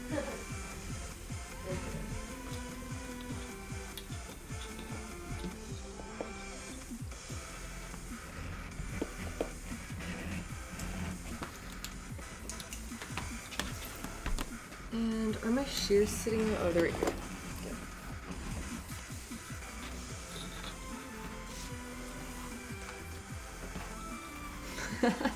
Dr. Cantrez, I would say these are more, let's see, maybe like Chanel yarn? I'm not sure. Dior yarn. He's asking if these are more Gucci yarn or Prada yarn, which is the dwarven designer brand that Evelyn wore. That's really cute. Yeah. Probably Dior yarn. Dior's good shit. Yeah.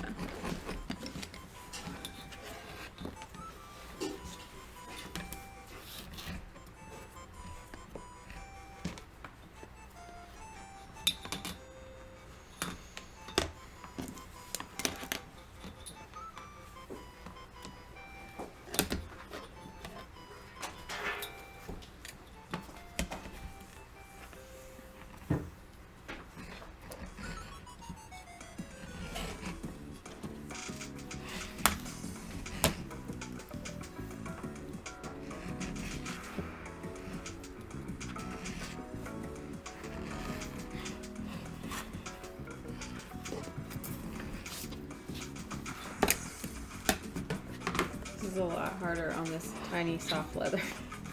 Yeah, sorry about that. I wish I had just gotten it right to begin with. No, this is... I'm just saying my beveling skills aren't being put to the test. Oh, yeah, I guess I thought you were still cutting them, but that's No. also difficult.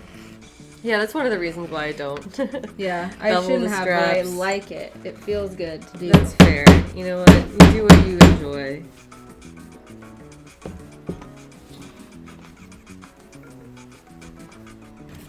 Okay. Can someone pass me that knife? You grab one? Oops, sorry. Oh, well, yeah, that's fine. As long as no one's actively using it. My sponge. It's LJP is asking, what has been my most challenging creation out of leather? Definitely Zelda's pauldrons. I did a whole huge walkthrough on all of my techniques for that. You can find on my website if you want to see more photos of like the progress for all of that and why it is the most difficult thing that I've ever made. But definitely Zelda's pauldrons because I did a ton of tooling for that I otherwise don't usually do for most of my leather projects.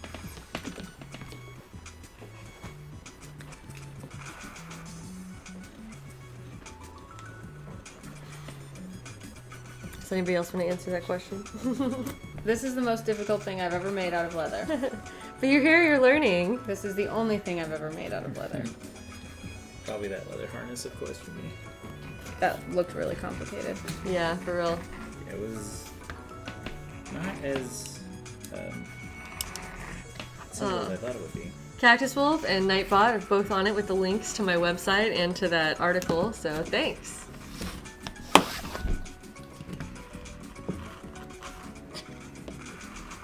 The hardest part about that harness is that Frenchie had gas the entire evening. Frenchies have so much gas. It's unbelievable, and it's so bad. I have a coworker who has a Frenchie and brings it into work. And I'm kind of immune having a bulldog. It doesn't bother me, but everyone eventually was like, hey, like, maybe bring him in a little less because I can't concentrate because he stinks so bad. Oh my god. And I was like, no, I like it.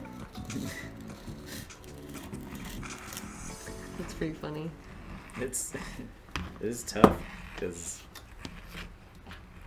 those dogs can really stink up quite a room for being so tiny. He would be like, we'd be in a meeting and you could audibly hear it go off. We'd be like, oh no, duck and cover. Little fart monster. My dog farts most when she's asleep behind me. You just sit there playing video games, you just hear it go off behind you. You're like, Yep. really? Thank you. Yeah, like, thanks a lot.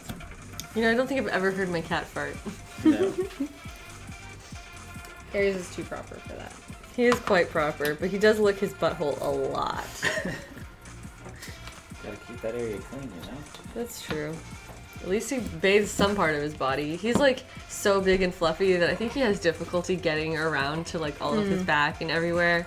So we have to occasionally wash him. It's never fun, but Does he yowl? It's for the best. Yeah, it's pretty bad. But we only do it when it gets to the point where he really needs it. Where he's just like a dirty boy. My cat used to scream. It sounded like torturing a baby. Oh, he doesn't get that bad. Like, he clearly doesn't like it, but he's very well behaved. And I think that he knows that he feels better afterwards, so he just, like, endures it.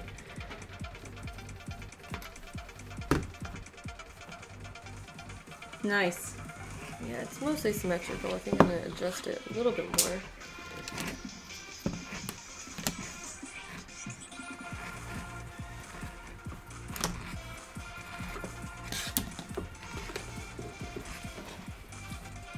Aries is a gentleman with a clean butthole. That is correct. That is very much how I describe my boy. Well, he's a gentleman, and his butthole is very clean. Oh, yes, a clean butthole, of course. Sorry. You're fine.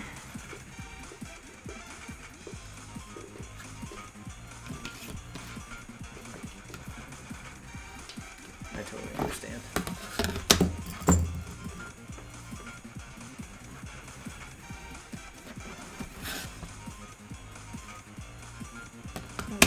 So I probably need to stop streaming around 5:30.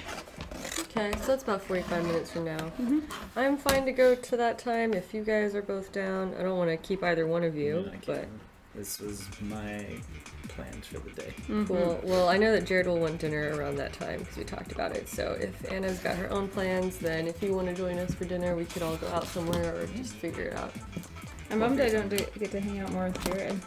Yeah, well, he likes to hide. That's just Jared. Yeah, with E3, it's really like just wiped out his energy because he's constantly working. But I'm sure that's lots and lots of people. Totally. But he's got other deadlines on top of that, of course, because it never stops. So Yeah, I can't imagine making gaming content videos during the week of E3. It's quite a marathon. I would just, I don't know. I like only at this point like certain games. I'm not so much on the hype anymore. yeah, that makes sense. Because especially like if you grew up during the days that video games were really starting, you know, you've kind of experienced almost everything there is to experience. It's very rare you get something new, so it's like. I feel like that's what I'm looking for out of E3 these days. It's like, show me something I haven't seen before. Right. Like. Then I'll get excited. Yeah. Because you usually see the same old things, like, you know, we're getting on quite the numbers of the amount of God of War games that we're seeing, or the amount of Uncharted's as well. And I love Uncharted, I'm not knocking these games either. It's just a matter of, like, at some point everyone starts to check out. I got really excited. I keep forgetting to tweet my, like, I usually do my most anticipated games, and they're always like that, something that looked different and unique. Mm-hmm. I saw some this year that I'm pretty excited about. I did, I am stoked for Monster Hunter being on a console or on PC instead of on DS, because I played so much Monster Hunter over the years. It's like one of the few games where I'm like consistently going back to. Really? Yeah. And so it's like, it's fun. Me and my friends usually invest at least like a decent chunk of hours back into it when they first come out, at least, and seeing it actually in like high res graphics instead of it being like, oh yeah, we had our funding cut, so we have to try and Right. do what we can to fit on the DS now. Right. And they kept getting pushed away, and now to see them on like an actual console is like good for the Monster Hunter team. They've been working so hard and sticking through it. And Jared has been a huge Monster Hunter fan for years, so Oh, yeah. he's like the most excited right now. Yeah, that was. I saw the giant Monster like Hunter. Rathalos on the show floor. I'm like, that's all I wanted to see.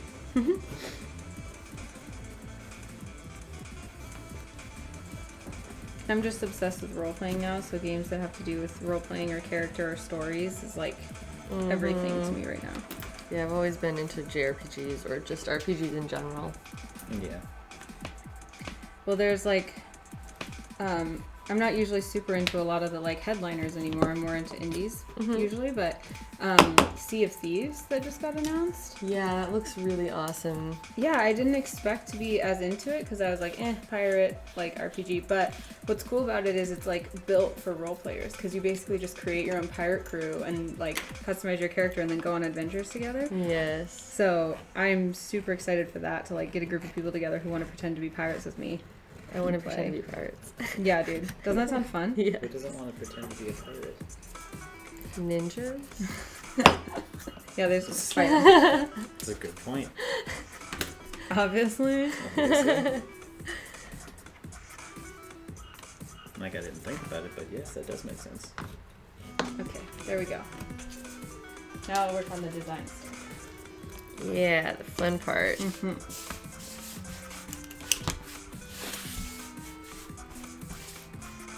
Alright, I got these little hand plates cut too. If that beveler, oh, this is one I'll use for that.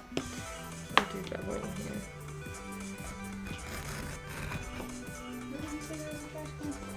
It's over here. Oh, well, thank you for not throwing that on the floor. That does actually help. But whatever. It also would be in good company.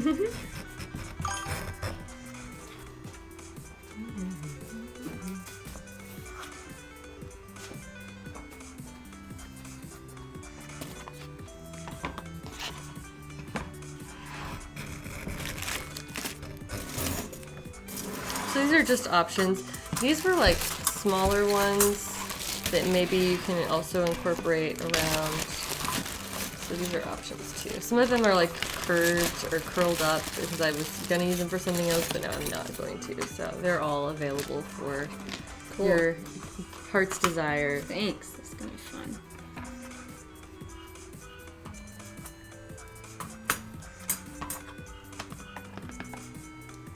Yeah, with painting and stuff, we won't be able to get this all done today, but we can at least have it all like laid out and ready to be finished pretty quickly.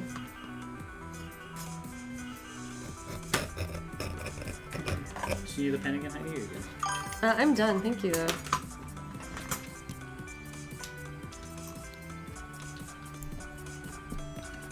These are also fun.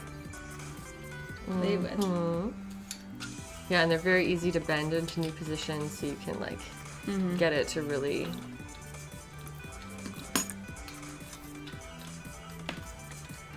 Now that one, I don't know if I have any more of those, but this one, or these, the ones in here, they're longer, and you can also cut them apart if you really want to. Or you might be able to get more of like a repeated motif with some of these. So feel free to have whatever you want. Thanks.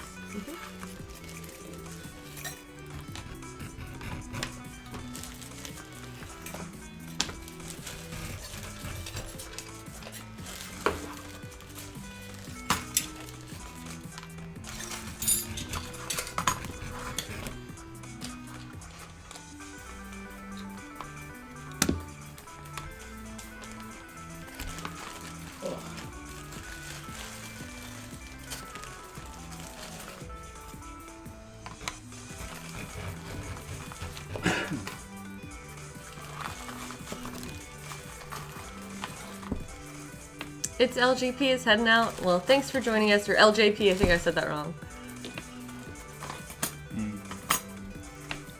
Oh, sorry that there's lag issues. Refreshing the stream might fix it. It would like, well, for them, yeah, for us, no. Not so much. Yeah, that's fine. It could be the internet, because sometimes it's a little bit spotty, but hopefully it doesn't not create more of an issue. Hopefully it figures itself out. Yeah.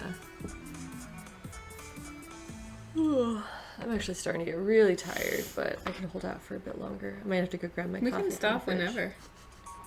We already did so much. How are you feeling, Arin? My back is sore.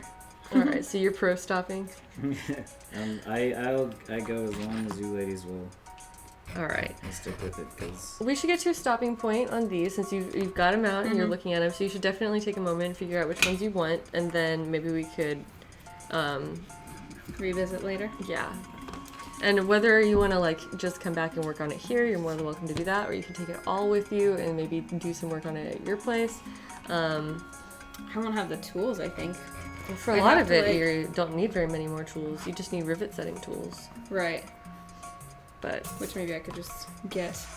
yeah, that would be easy. But if you don't want to, that's also totally understandable, and you're more than welcome to come back over here at any time that you have the opportunity.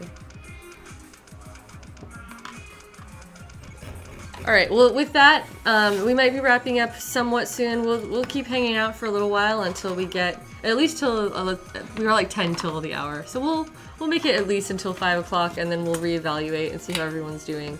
But we're kind of in the tail end of our stream right now. So if anybody has any questions about leatherwork or anything that we've been doing on camera and you want to ask them, please feel free to put those in the chat, and we'll try to address that.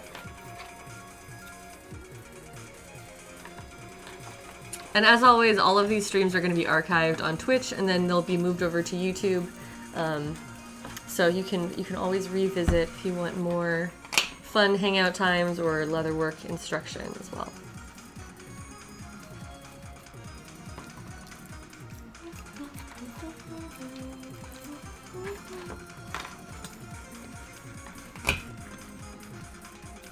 What did you do on yours?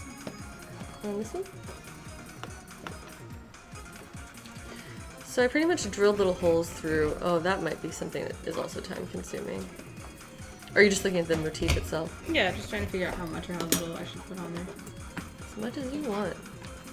Mine was part of a much larger set of armor, so I was like dividing up my stampings between that and like this weird breastplate thing with shoulders, and there's a lot. So I kept mine a little bit more sparsely decorated, but you can put as much on there as you want. Oh, the other thing I did was I created an edge. It's just like a border, Yeah, which you can do on those if you want to. I should. That'd be good. That'd be probably next time. Yeah. All right. Char wants to know, Anna, what's the AC on your gauntlets? I'm trying to remember. My AC total is 17 when I'm wearing them. I think it gives me like, I think without them I'm at like 14. So there must be 3. Whalefax is asking, how would I recommend someone start up leatherworking? I would recommend that they watch my streams. I've done multiple streams that are like just intro to leatherworking stuff, kind of like this one was. I've done other streams that are a bit more organized as far as presenting the information, and I also have videos on my YouTube channel that are specifically, like there's one that I did a panel at a convention and just filmed it and uploaded that. So you can either hang out in future leather crafting streams and I always talk through everything that I'm doing, or you can check out my YouTube channel / website that has a bunch of different resources in general for all of my cosplay crafting, and you can check out those tutorials and that will teach you quite a bit.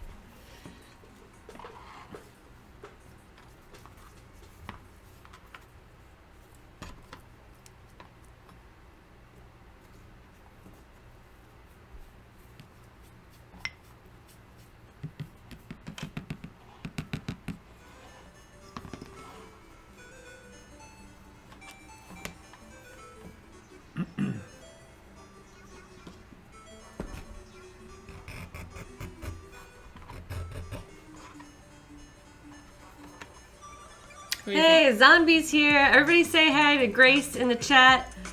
Showing up, say hey. Hi. She's another streamer and she's an awesome cosplayer and craftsperson. Oh, and Patrice's here. Kayatri here in the chat saying hey. Thanks for watching. It makes me so happy that you tuned in for the whole thing even. So hopefully we can hang out again soon. Miss Katie Girl's also saying hey.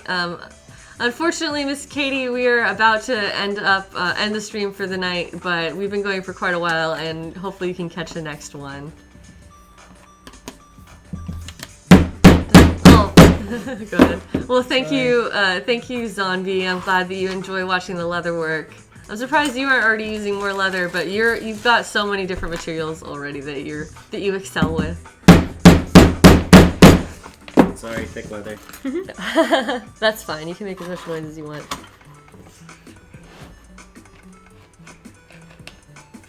This is why it's so damn tough. I'm gonna do a tiny bit of wet molding on these too. I'm just gonna dip them. Nice. Just dipping them. Dip it like a chip. Okay, are you sure that I can use this many pieces? 'Cause I'm going whatever. to town. Sure, whatever. So I bought will those replace as like them. extras. Well, no, you don't have to. And the reason is because when I was making this golden armor set, I really wanted to just have a bunch to kind of play around with and like manipulate them on the piece and figure out exactly where I wanted them or how many I needed. And so I intentionally bought like extra. And so a lot of them I have any of these I have no like particular use for. It's just a matter of eventually giving them a good home. You go ahead. Yeah, I think that's the design right there. Okay. Yes, Frostwolf is asking for Anna's Twitch and/or YouTube to follow. What is your Twitch username, or what do you? All my stuff is Anna Prosser. which is ANNAPROSSER.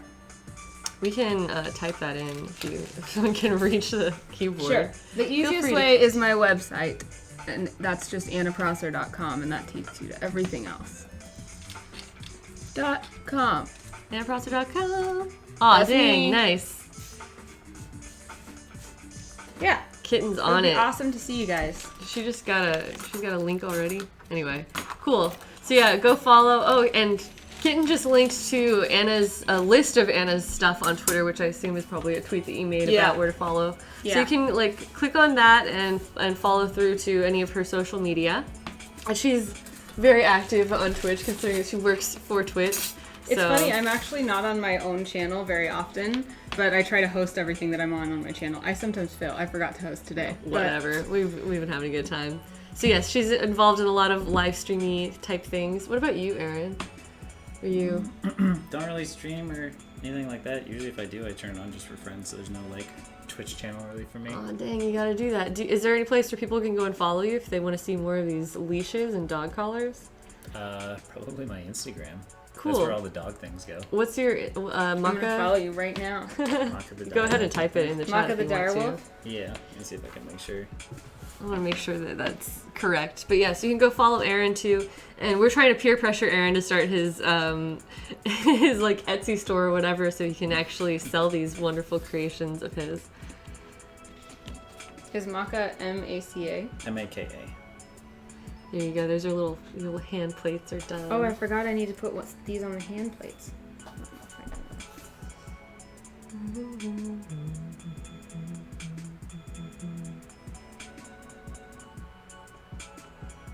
Followed. Maka's so pretty. Oh, she's the prettiest. Look at this Beautiful girl. face. Oh my Uh, gosh, you guys see this? Look at this face. This is a dog That's her who after she ate a bee. inspired all of this from him for all of the leashes and the collars. Yeah.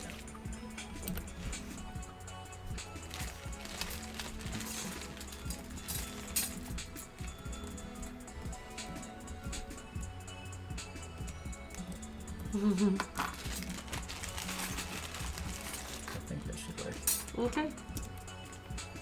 Cool. So we just put Aaron's Instagram into the chat where you can go and follow along with his stuff. I'll double check the link. I think it should be good. Yeah. There you go. And so you can also see a bunch of really cute photos of Maka and how beautiful she is. Pastel Monster's heading out. It's nice to see you. Thanks for stopping by again. I'll see you next time. All right, cool. Are we pretty much good? I think that I'm done. Yeah. Obviously, you guys know where to follow me. My name is the same everywhere. If you're not already following me on Twitch or Instagram, that's where I post any sort of stream announcements for upcoming streams or what time we're starting, plus any sort of photos of any of my finished work. So you can go and check that out if you want to see more. All right, are you gonna go ahead and hit that, or you want to call it? I see you. It's just You can do it.